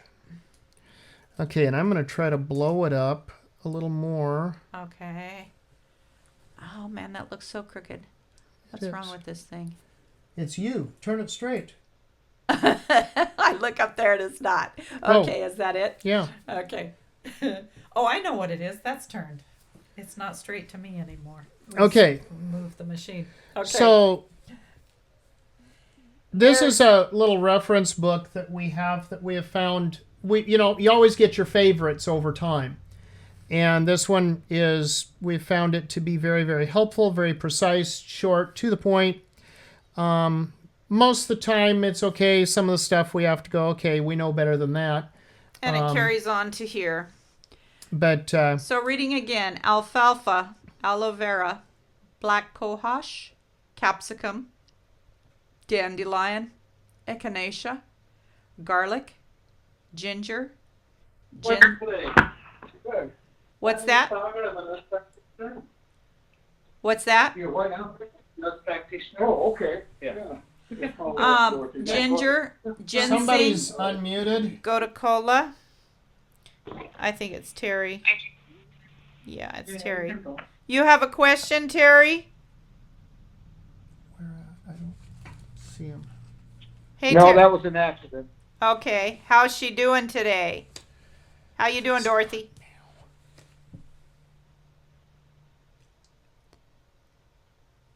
Okay, back to our reading. Hawthorn berries, hops, lady slipper, mistletoe, parsley, passion flower, pod arco, skullcap, valerian, and yarrow. And you need more vitamin C. I'm not in pill form, please. No. Vitamin K, not in pill form, please. And vitamin E. Start low on the vitamin E, it says. Calcium and magnesium. Where are you going to find those? Sesame seeds and sunflower seeds. Toast them and blend them together and sprinkle them on your salad, your baked potato, your green beans, everything. Silicon and sodium. What are you toasting your sunflower and sesame seeds in? In a dry skillet, no oil. You just toast them. It helps the flavor, and somehow it helps absorption better, I think I read. Yeah, it does. I just didn't know. Yeah. I've read that some people suggest to toast it in a little bit of olive oil. That's what I was asking. No, I don't. No. They're already oily enough. You do not need oil in the pan. Just take a skillet and I just kind of shake it so that they're constantly moving, and once they start browning and popping, then I dump them into something else, let them cool, and then grind them. And I keep those in the refrigerator so that they won't go rancid. And that's the best way to get the proper amount of calcium. All of these calcium pills, if you want to get arthritis, get on supplements. Anything that comes in a bottle, we do not do, because it's man dictating how much of this ground up rocks you should take into your system, and your body can't recognize that stuff. If it's not the natural form, then your body's not going to know how to process it. So it's going to tuck it somewhere, and then you're going to be hurting here and you're going to be hurting there and wondering what's wrong with you when you're on all these healthy supplements. Well, they're not very healthy. So make food your medicine. Several men that were very brilliant back in the day, Hippocrates being one of them, said, when I believe we'll come to an age when men will become intelligent enough to make food their medicine and will no longer need physicians. Well, only by the grace of God can we do that, because self doesn't want to die very easy. Can you show a picture of the cover of the book as well, please? Okay, we shall indeed. Lois Tenney, MH, medical healer. What is MH? Scoot it up just a little bit. Okay. So this is the book. This is Health Handbook, second edition. Louis Tenney. Louise. There you go. Louise Tenney. Health Handbook. This is the second edition. It is not spiral bound like you see ours here. Whoops, I didn't put it up for him. We put it there, but didn't put it up. I didn't push the other button. So nobody's been writing this one? So yeah. Okay. Yeah, we had it up there for that. Had taken it off. So anyway, yeah, you see that one there. We found it as that's a good reference, helpful reference book. And where we find them, I've helped people before. Not that we're advertising for that on Sabbath, but eBay. You can go looking tomorrow or tonight or something and find them. What kind of wool are you using for the hydrotherapy procedure? Is it virgin wool? Does it matter? And what size blanket? We just use those thin green army blankets, and actually we found one in a used army store that had a zipper on it. So it's like a sleeping bag, and we just zip the person in, which has really helped, because I've literally had people panic in the tub and pull my head underwater, and had a hard time getting loose from them to not drown in hot water. So that blanket's a blessing. But is it 100% wool? Yes, it is. So here's what we found out. When Melonie had cancer, we lived in a single wide 1960s trailer, maybe early 70s if it was, but thereabouts. So the bathtub was very narrow, very short, very shallow. And that's what I used for doing. You don't need a great big deep jetted bathtub with all this fancy. That's what I had. That's what I used. He put something in the back. I don't know if it was a bunch of towels or something. I can't remember. Maybe you can, but the back was straight up and down. There was no slope to it, you know. And so he packed something in there and made me go down under and had my legs out. I would feel my it. feet were in and my head. Her knees were out. But I didn't fit fill in the that tub as best I could, but she was hanging out, and I learned in the process, keep the feet in, keep the hands in. And that's because, why he originally covered me with that wool blanket, well, was because I originally used bath towels. You don't even remember that because it was you were so sick. But I used bath towels. I used bath towels rolled up to be the slope under her back. And then he would take a little kettle with a handle, and he would just continually pour water over my legs. And I had a towel over her legs, and so I was trying to keep it warm by and I was constantly adding water to the bathtub. And letting water out. Letting it out so it didn't overflow, and I was busy giving that fever treatment. It wasn't just something I did sitting there. So I was constantly doing that, but I kept that water circulating, because what the body does is the body puts an insulator around it. When you're in hot water, the body will put an insulation around it so the hot water doesn't affect you. So you have to keep the water moving.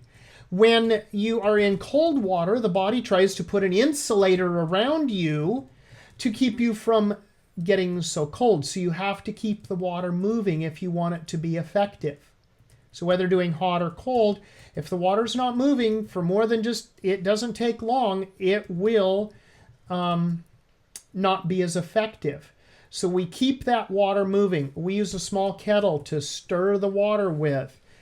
And we learned over time, well, the towels worked pretty good. Then I got the idea, well, wool is better to keep the heat in. So we used an old army blanket, and we put that in over the top of her. And then one time when we were at an Army surplus, we saw this World War II Army sleeping bag liner that's 100% wool zippered thing. And we said, oh, this is perfect and we use that now for that. Put the person in it, zip their hands up and under it. And I just talked to the little lady I helped last who had a cyst on her ovary, and asked her how she was. We took care of her a couple of years ago, and she was the last one of somebody else in that zippered bag, and she was telling me she's still fine. She doesn't have issues anymore. Somebody says, that's what love looks like in action. Yes, Tracy. Unfortunately, I was a brat. I promised him over and over, when you get me out of this hot tub, I'm going to divorce you. And he was like, this is tough love. I kept pleading, and he'd say, nope, you got to be in there longer. You got to be in there longer. I had to at times. He wouldn't give in. At times, I physically restrained her. Of course, it wasn't hard. She was so weak. Not nice. That was early on. But she'd try to get out, and I just put my one hand. I'd be stirring water with one hand while the other hand was on top of her chest. And it's on her chest, holding her down. I'm stirring the water with the other hand.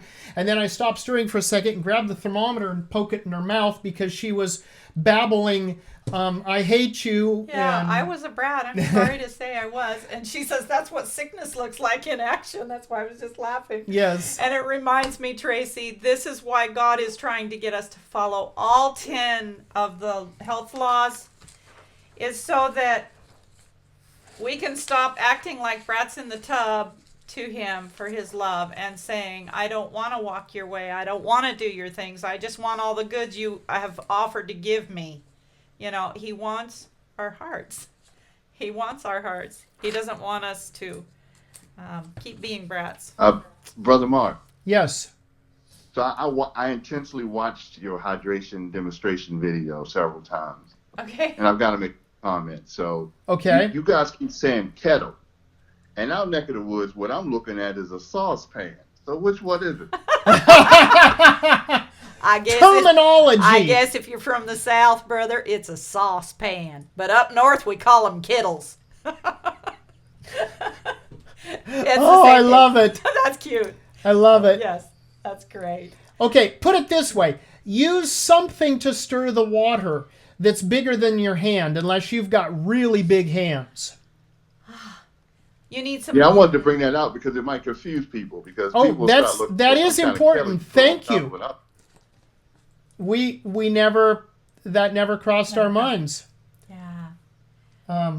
Yeah, it is a saucepan. You're right. A little one. She says, I'm still struggling with a very bad cough.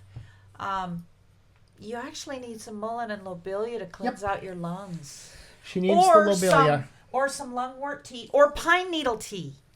Yes. Pine needle tea is excellent. And white pine needles is what's growing here on our place is the best.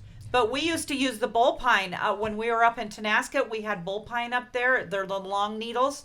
Take those and boil them and drink a gallon of that instead of water for the day, and it'll take all of that stuff out. It's high. It's super high in vitamin C. Yeah. It's one of the best things for pneumonia. Well, we told about that. We did. We told about that last time about the gentleman with the lungwort. Don't let us repeat ourselves, guys. So yeah, lots of different things. One of the things that we would, I think as we finish up here, that we should mention is one of the things that you need to learn to do is learn to identify the herbs that are growing at your feet around you, because every disease that you can get, there is a cure for it growing outside. Now, if you're living in the city, you might have to travel out of town to the hills or to at least a large park or something, because the trees are medicinal. What's growing at your feet there's lots and lots. What you would call a weed, likely an herbalist is going to say that's medicine. We discovered when we moved to Tennessee, we knew herbs we felt pretty well in the wild when we were out west in the Northwest, and we could identify many. I think we were pushing over 50 herbs that we could identify in the wild out there. We got out here. I think I can probably do about 10. I can do about 30 now. You can do about 30 because you've been studying it a little more than I have since. Yeah. It's different. We had a man come that was a renowned herbalist from back here, from out here. He lived in Tennessee, and he went out west, and he couldn't tell what our herbs were. He was taking the people on an herb walk, and he was stumbling and fumbling with it. I think this is and maybe... our two older children were quite young at the time, and they were actually saying, well, this is this and this is that, because we'd been learning with them. We'd all learned it together. And I thought, man, this guy's a renowned herbalist. My kids know more than he does. No, that wasn't the truth. The truth was he was out of his environment. And if we'd have been in Tennessee, it definitely would have been a turntable on that, because we've gotten out here and realized it's different. But we were in Africa. Melonie mentioned yarrow a little while ago. And yarrow... There's a saying with that. Here today, gone to yarrow. Or tomorrow. In other words, if you're sick today, take yarrow, it'll be well tomorrow. We were in Africa, in Kenya, and we found yarrow growing. They thought it was a nice flower in their yard. They didn't know they had a medicinal herb yarrow has lots of benefits. I don't know if it's in here or not, just so that I can give it all of the different things.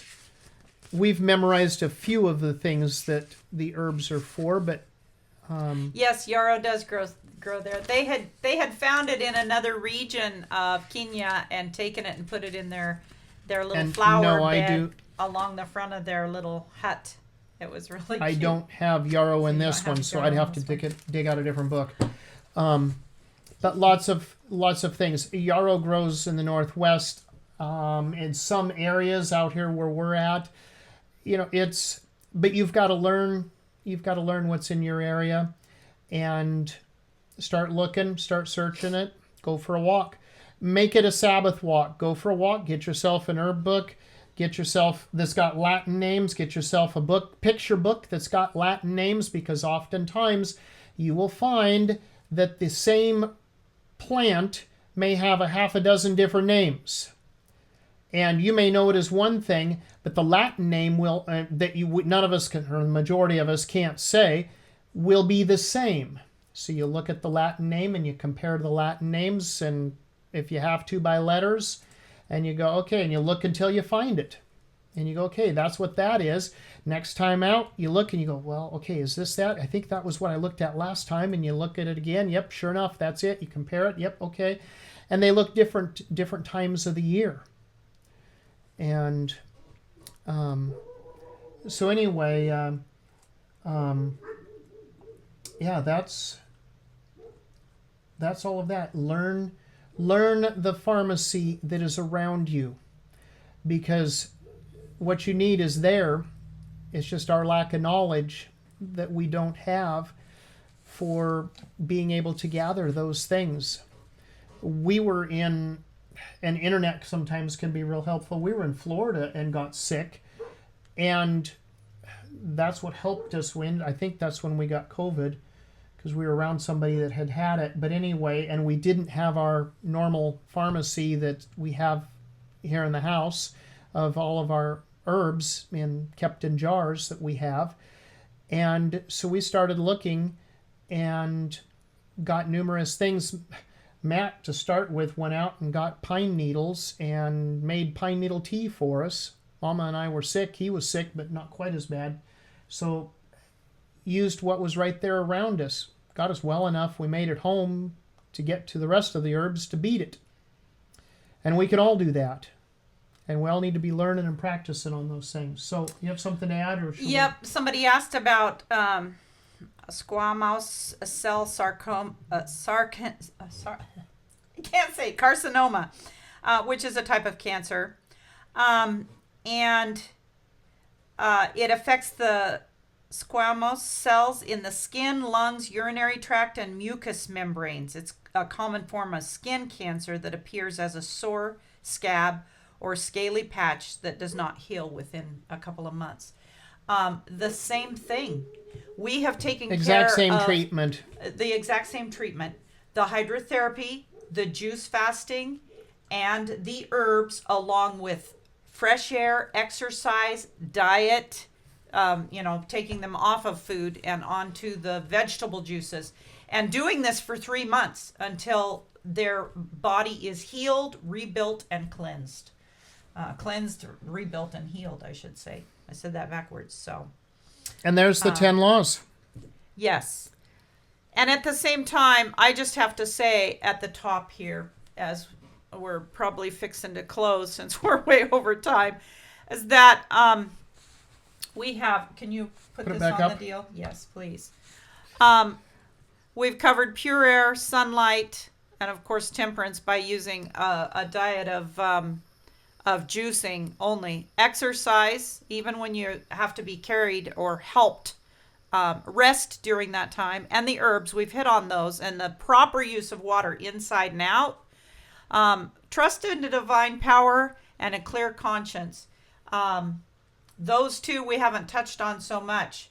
So I just want to do that as we're closing, because when I had cancer, one of the reasons I think that it took over my system was because we'd been trying to help out in 2 ministries and just given it our all.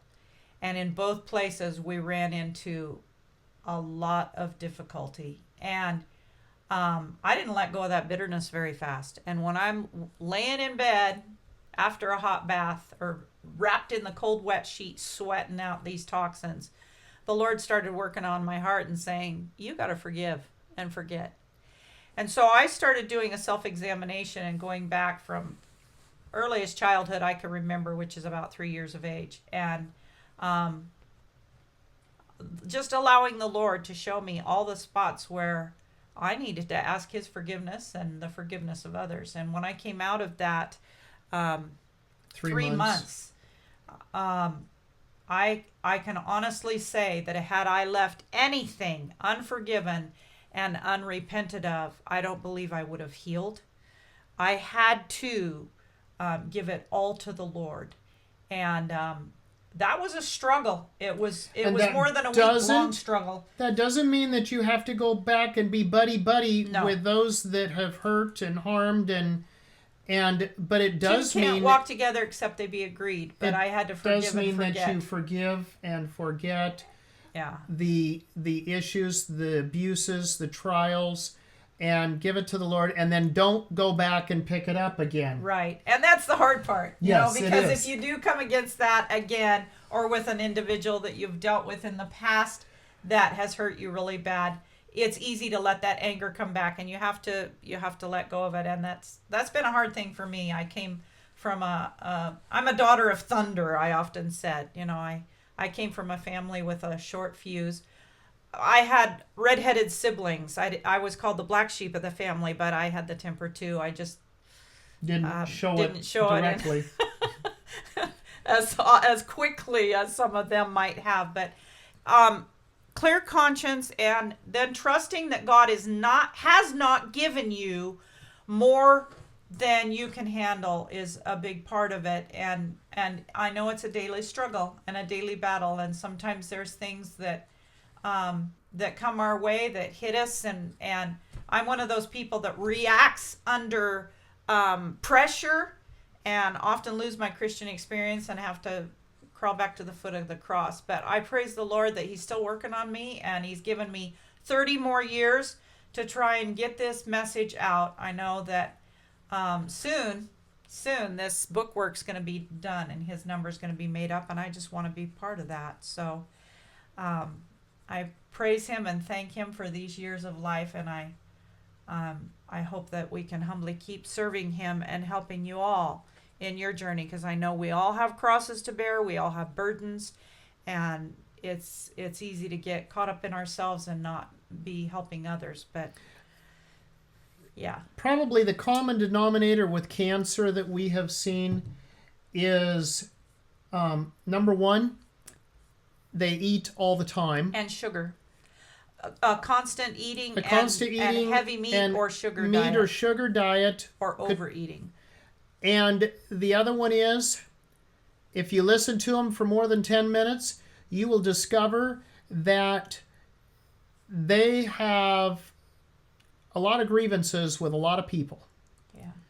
And in order to get them to heal, they've got to be able to give that to the Lord. There cannot be healing if they don't surrender to the Lord. So in other words, what I'm telling you is all the herbs, all the hydrotherapy, all the juicing is not going to work unless there is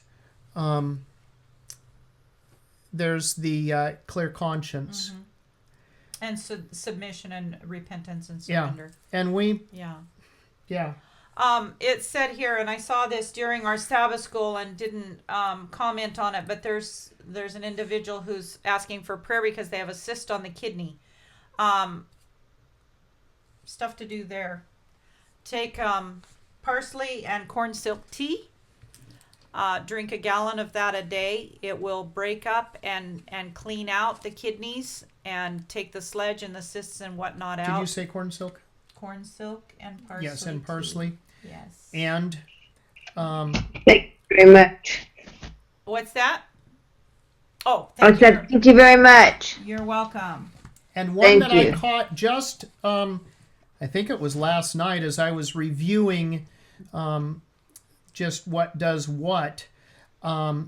I hadn't thought of. We all, those of you that have heard of echinacea may sound familiar. You all think echinacea, okay, echinacea is for it's like the natural antibiotic, colds, flus, those things. I run to it if I get a bee sting because my bronchies shut off if I get stung by a bee. And yeah, for anaphylactic, large doses of echinacea will help with anaphylactic issues. But also, in my little handbook here, echinacea, specific uses. It says, here, throw it over there on the deal. Okay. And then we can... okay. And I'll try and blow that up a little bit. There we go. Sorry, it gets slightly blurry when I zoom in that much. Blood, kidneys, and that's why I was bringing that up. Lymph glands. Echinacea is a blood cleanser. Immune system builder. Of course, that's how we think of it as the and it's effective against bacterial and viral infections. So echinacea can be a very good one to use in connection with kidneys. By the way, the other thing that we have found that helps tremendously with kidneys, especially if we're away from home and we don't have our supply of herbs with us, go to the grocery store and get some cranberries. Yeah, you can buy cranberry juice, but the processed juice has been what do they call pasteurized, and so it's not as good. It's been heated. So you get cranberries, put them in a blender with some water, blend them up, and they're going to be a bit chunky. Drink it, eat it down. The cranberries are a wonderful help for kidneys. Here again, let your food be your medicine. Okay. Thank you. Somebody said here, hibiscus tea works well too. If pretty high, needs to be taken twice a day. If pretty high, would that be? That would be the high blood pressure. She was talking about blood pressure. High blood pressure. Yes. Yeah, you're right. Hibiscus tea. And it tastes good. That's one of the few things that's really pleasant instead of nasty. So that might be a good one for your mom to take, since it's a nice one. And our recommendation on that kind of thing is do more than one thing.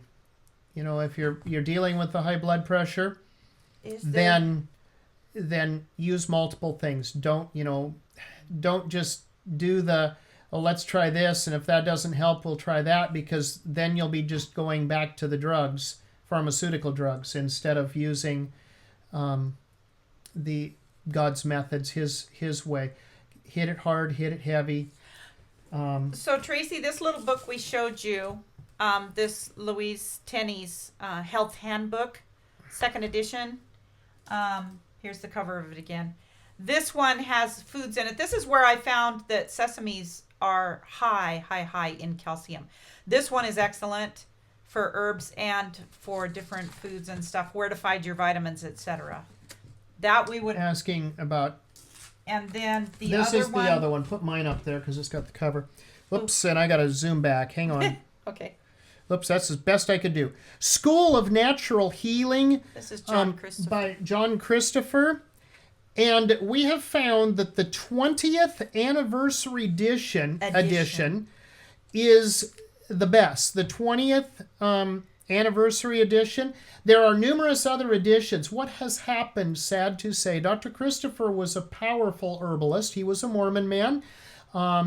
He even taught that on the 7th day, he said, I don't understand it, but on the 7th day, you should not take do any of your treatments or herbs. And that was something we didn't touch on earlier. With Melonie, I laid off of everything except the juice for her on Sabbath. And the juice, she was only given nicer tasting juices, and she was given what she wanted as far as amount and flavor and whatnot. The ones that are not so pleasant and I would have him leave the cabbage juice off. Cabbage juice is an incredible cancer healer, but it's nasty, and you have to drink it within 15 minutes or the enzymes that heal well start decaying. And so he would give me this glass of cabbage juice, and I couldn't just sip it for 10 minutes. I had to get it down real quick, and that was a bother to my taste buds. And so he'd withhold the cabbage juice on Sabbath and just give me the greens and the more pleasant things with the carrot juice. So yeah, we did nothing on Sabbath. And the amazing thing is, I've had people call me who have been to Adventist sanitariums, and they keep giving them hydrotherapy and everything, even on Sabbath. And I've said, why? That's against counsel, Bible and Spirit of Prophecy. And so I've encouraged them, why don't you just stop everything? I know there was one individual who had a family member that was very ill with cancer, and they said, we have to do it 7 days because they're so sick. And I said, I don't see how God can bless you when you go to all that work on Sabbath. I know Jesus healed on Sabbath, but this is a day of rest, and you're burning out trying to help that person. You need a rest. They need a rest. And so they started resting on the Sabbath. And 3 weeks later, she called me and she said, this has been a breakthrough. She says, in the last 3 weeks, we've made tremendous progress, which we haven't made in the last 6 months. So, and I'll add to that, if somebody comes to us and they or say they call and they say, we're having this problem or this problem, and it just cropped up and it's on Sabbath. We've got my 9-year-old is running a fever of 104 degrees. What do I do? Well, we're going to say a fever treatment. Do it now. In the bathtub on Sabbath. Okay, that's different. Yes. But when you're treating emergency is a different thing. Yes. When you're treating somebody who's sick, that's when you don't do it on Sabbath. And we're well over time of what we usually do. We've got somebody.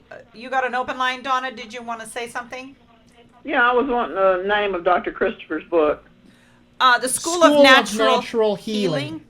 20th anniversary edition is the only one in it that has all the recipes.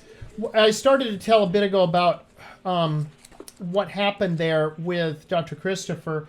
So once Dr. Christopher died, and that's a whole other deal. But anyway, as when he was elderly when that happened. But so what happened there is his son started trying to continue on what he was doing, and the government moved in on him, and he has weakened and capitulated and backed up a lot of things. He didn't want to go to and jail. Yeah, he wants to stay out of jail. And I don't blame him for wanting to stay out of jail. Anyway, but this one, the 20th edition, we have found to be the most complete of the books. And there are some others. I think there's a 22nd or something like that. And they're out there. We've been able to find them. Can I share something? Yes, you may. Whoa, you're loud. Sorry. I actually have the original naturopathy book. I think I mentioned it in the thing. And Dr. Christopher actually studied under Dr. Dr. Herbert Nowell, or Noel, some people say Noel, who was actually originally from Britain, from England. Yes. And I've actually have the very original naturopathy book that was produced by Dr. Noel. I have an original copy, which Leo's father studied under. Oh wow! So, yeah, but he never officially did his exams or anything because his father was against it. But he did the complete studies. Yeah. Wow. You've got a good work there. Somebody's asking for the name. The name of the book. Lizette? Can you type it in? Yeah, put it in the chat for us. It's the actual course book for the naturopaths. That's actually what it is. Okay, the course book for the naturopaths. Type it into the chat. You're distorted because you're so overdriven. Okay, just give me a second. I'm going to quickly go out to my office outside, and I'm going to go and get it, and then I'll actually come on, put the camera on, and show you the book. Awesome, thank you. Okay. Thank you. Okay, she said here earlier. That's a sacrifice for her because she's way up there in Canada. It's probably cold to go outside. She's okay. The original. Melonie and Mark, you guys know Calvin Dents? Yeah. Well, he's dead now, Yeah. but we did know him. Yes. We know Wasn't him. he a health person? He was. His son Stephen is still doing some things. We met him in Mena, Arkansas, at a camp meeting. Or, Yes. I have one of his books. Yeah. Okay, we have that book. Yes. I think I got this from Joyce. Yes. Probably. Yeah. Yes. Yeah, he was an excellent herbalist in Adventism. So she said she put the name of the book here, Original Dominion Herbal College Naturopath's Course. It's over 100 years old. That's awesome. How do you know when a place is radiating their herbs? You ask them, or they might not know. If it's on a if it's on a shelf in a bottle in a health food store, it's likely been irradiated. Yeah. It's But I mean federal fresh law. herbs. What about the fresh herbs? Because you can get bulk herbs Yes. from certain stores, but you don't know where they're getting their stuff. We don't know. So you can ask them. But here's what you do. Botanicals is, You call and you talk to them, or you go in and you talk to them, and you say, what are the sources for your herbs? Right. What kind of processing do they go through? How pure are they? What type of regulations do you have in place for this? And by the way, Carol Ann, the herbs that you have there are different than we have are here. maybe different than we have here. So we've talked about herbs that are common with America. You can find herbs there to do exactly what you need there. You don't have to buy, I don't have to buy Korean ginseng in order to have a ginseng herb. Okay, there's other herbs that do the same thing. I was just picking on that one. I don't have to get herbs from China or from Korea or from the UK to help me here in America. I don't need imported herbs. I just want to say, you guys, and excuse me if I start coughing, but this has been so incredible. I just want to share with you. This is so incredible. I am feeling so passionate about this medical ministry where it's brand new to me. Like, again, as a new Adventist, and coming through being very, very sick. I've taken pages and pages of notes today. Everything you guys have talked about, pictures, and so I just want to say thank you to everyone who shared, because some of this might be a little bit of, you guys have got a little bit ahead of me, because Adventists teach medical ministry, but it's brand new to me at 57, and I'm just really grateful. I'm just really, really grateful for this ministry. Praise God. Well, the majority of Adventism don't teach or don't understand any of this. No. Prayers for speedy recovery. Yeah, which is really sad. They Prayers should be the Tracy's speedy recovery. Yeah. Yeah, they should be the head, not the tail on this. And sad to say, your Well, when they signed on to the AMA, yeah, they became the tail. yeah, And we lost. There was a point, Tracy, back 170 years ago, when this church was bringing in people, from around millionaires the world, and leaders, world leaders, and national healing them leaders, and helping them heal in the Adventist sanitariums. sanitarium and getting the message to other countries via that. And the devil just blocked that door when A.T. Jones went to the AMA and said, please, can we use your drugs? Put us on your docket. And sure enough, we lost our shine. That's so sad. I've heard about the sanitariums, and I've read a little bit about that, and I'm telling you, God's recipe is if people could just get on board with God's recipe, it's incredible. I don't want to take too much time, but my daughter and my son-in-law got this sickness too. We were sick all last week, and they went to my daughter went to the ER because her temperature was high, and so we've always been taught high temperature is bad. So she went to the ER, she got drugs. My son-in-law went to the urgent care and he got drugs, and I did hydrotherapy and all the medical mixtures that you guys have been sharing with no drugs. And I've got this lingering cough, but I'm telling you what, I feel like I'm among the living again, and it was all the natural remedies. I watched that hydrotherapy video that you sent out, and people just need to, Yes. embrace that.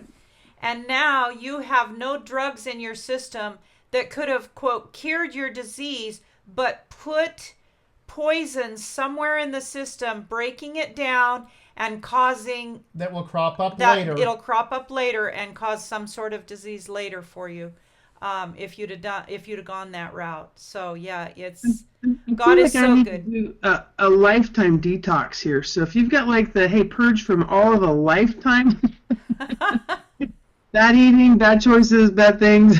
Yes. Yeah.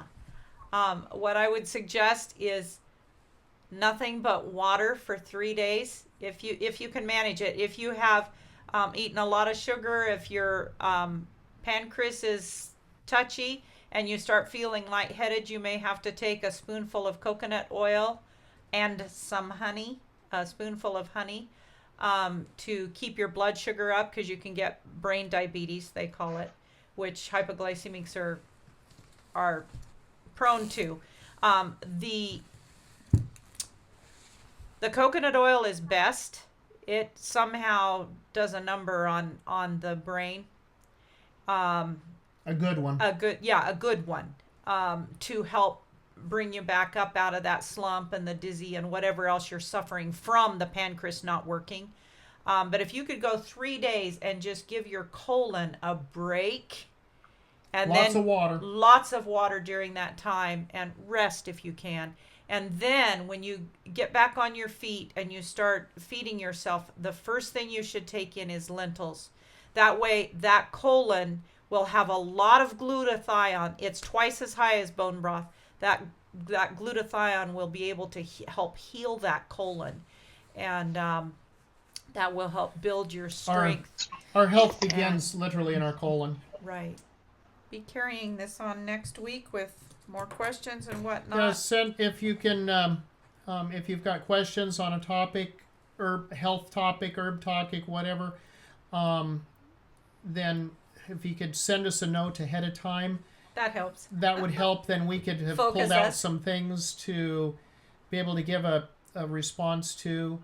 And you know what, people, you might say, oh, I'm in the city, I don't have any place to grow anything, but if you have alongside your house ground, a windowsill, you could put a barrier there, dump some dirt in there, dump some of these seeds in that she's talked about, and grow your own herbs. It doesn't take much. It doesn't take much to grow herbs, and they're a life changer, an absolute life changer.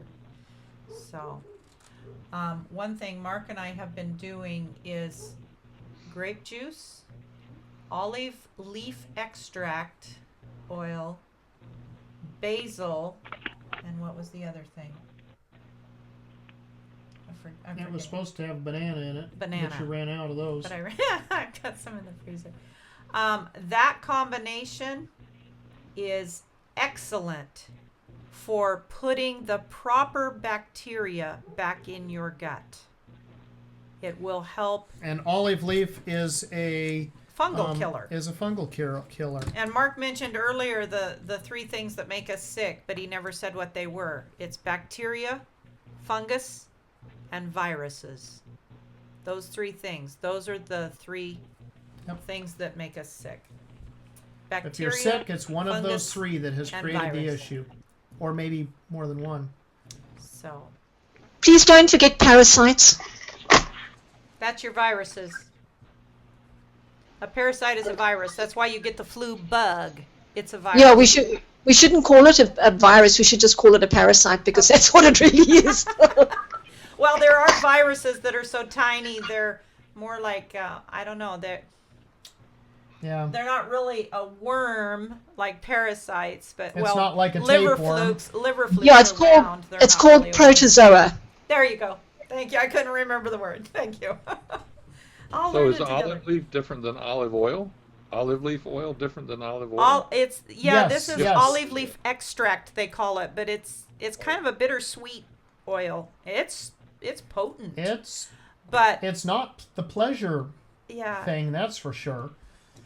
So olive leaf, grape juice, basil leaf, and banana. And a banana, yeah. And I use the fingerling bananas because they're not a commercial grown that might have. I get them from the India Bazaar again.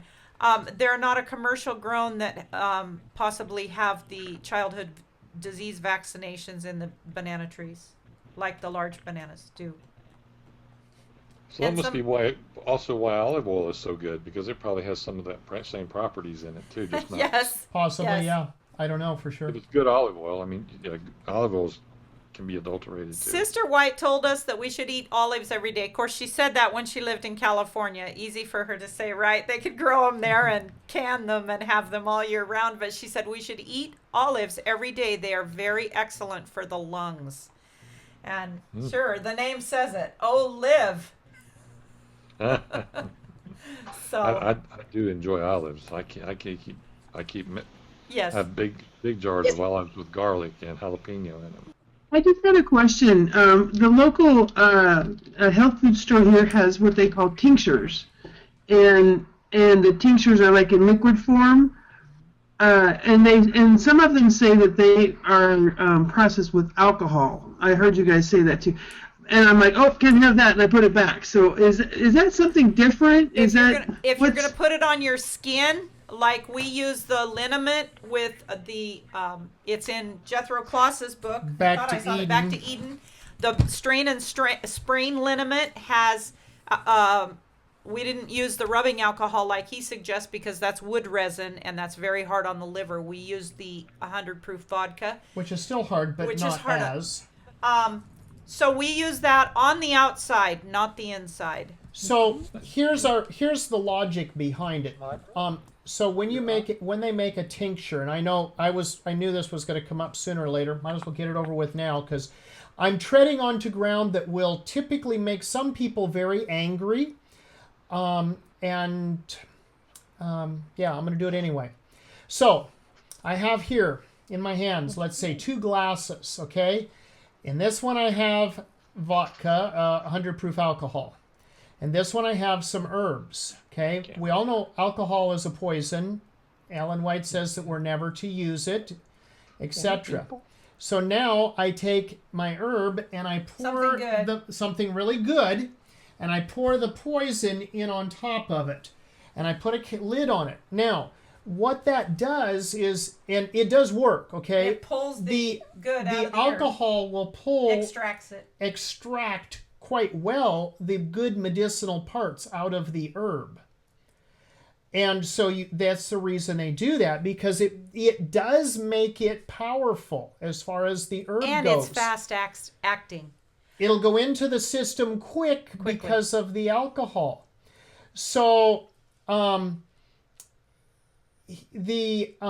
so now you've got something that's, quote, powerful, that's quote, good, but it's still mixed with a poison. It's a slow poison.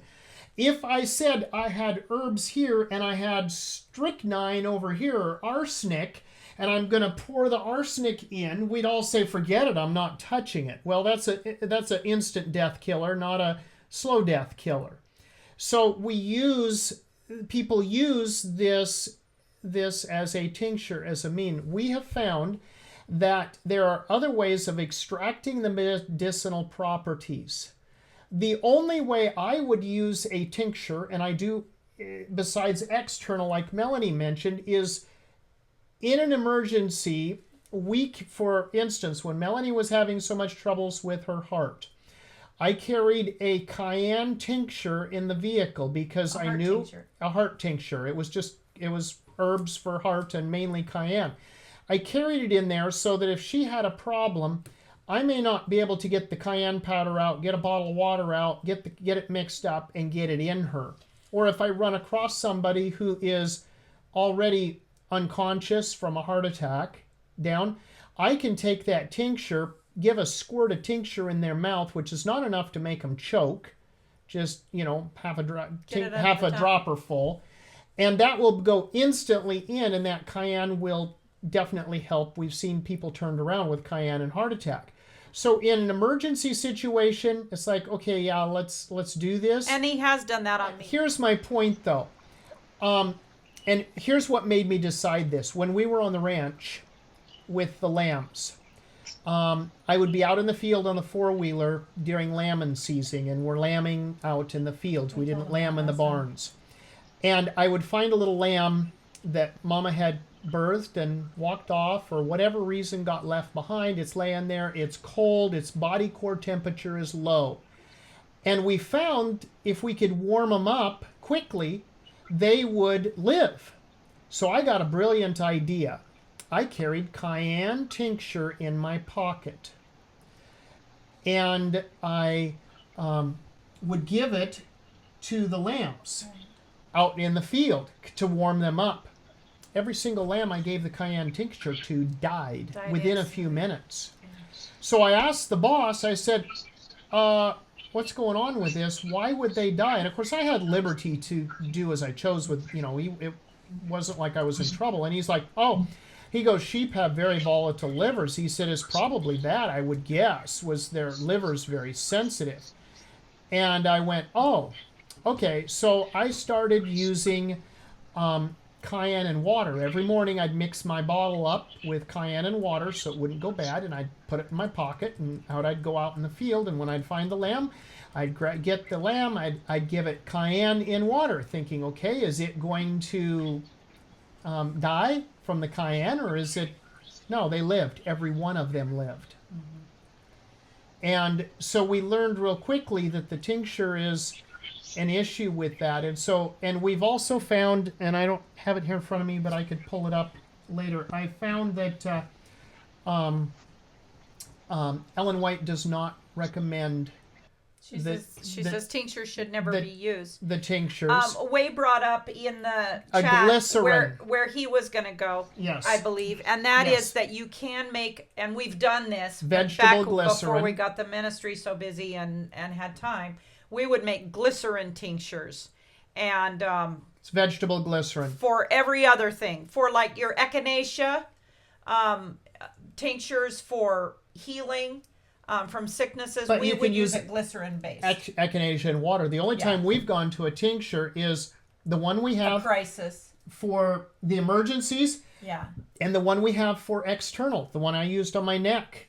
So I'm getting a little confused here as we go forward, because we're on the subject of tinctures, right? And yes. then, Sister Molly, I hear you say that there's a place where Sister White writes we should never use tinctures, and we're talking about using tinctures, and we're talking about the glycerin and alcohol, and so I'm a little confused now. I don't know where to go. Like Mark said, if you have a crisis and you need herb, put it in water or in juice, like echinacea in juice, or your herbs to help you get well in juice. We have a mixture of herbs that we use called the Wellness Tonic, and Mark just puts it in juice or in water to take it. That is the very best way. If you have away from the tinctures. And so, like Mark said, we have the heart tincture in our cupboard in case we hit a crisis point with taking care of someone. That's what he was trying to say. But okay, so can we define tincture? Just give a definition for the tincture. It's an alcohol base with herbs in it to put it under the tongue so it goes immediately into the bloodstream, opens up the heart and the valves, everything, getting everything to work instead of being blocked and stopping the heart. It opens the heart. Herb with grain alcohol. Yes. Would be the I was looking at it. It's in the other book. I don't have it. Can I just also mention there is another way to do it as well, and that you can actually use honey. You can infuse herbs into honey. The process is a bit longer, and it's not, you have to take a little bit more, but you can actually use honey to infuse as well. We'll talk. We need to quit. We've gone. I'm thinking. I'm looking at this video and all the editing I get to do, and the length of the video. Yes. We can't cover it all in one day. I can guarantee it. Leave some for next week. A little extra long today. Let's have a prayer and close. Our dear Heavenly Father, we want to praise you for your leading, your guiding, your blessings, your watch care. We thank you for being our help. We pray, Father, that we will be able to be surrendered to you and to your ways, that whether the herbs taste bad or the treatments are a trial with the fever baths, that we'll be willing to follow your way so that we can be well and strong and have clear minds to serve our Lord faithfully. In Jesus' name, amen. Amen. Well, God bless. Remember, Jesus God said, bless my everyone. sheep hear my voice. And if we're well, we can hear the shepherd.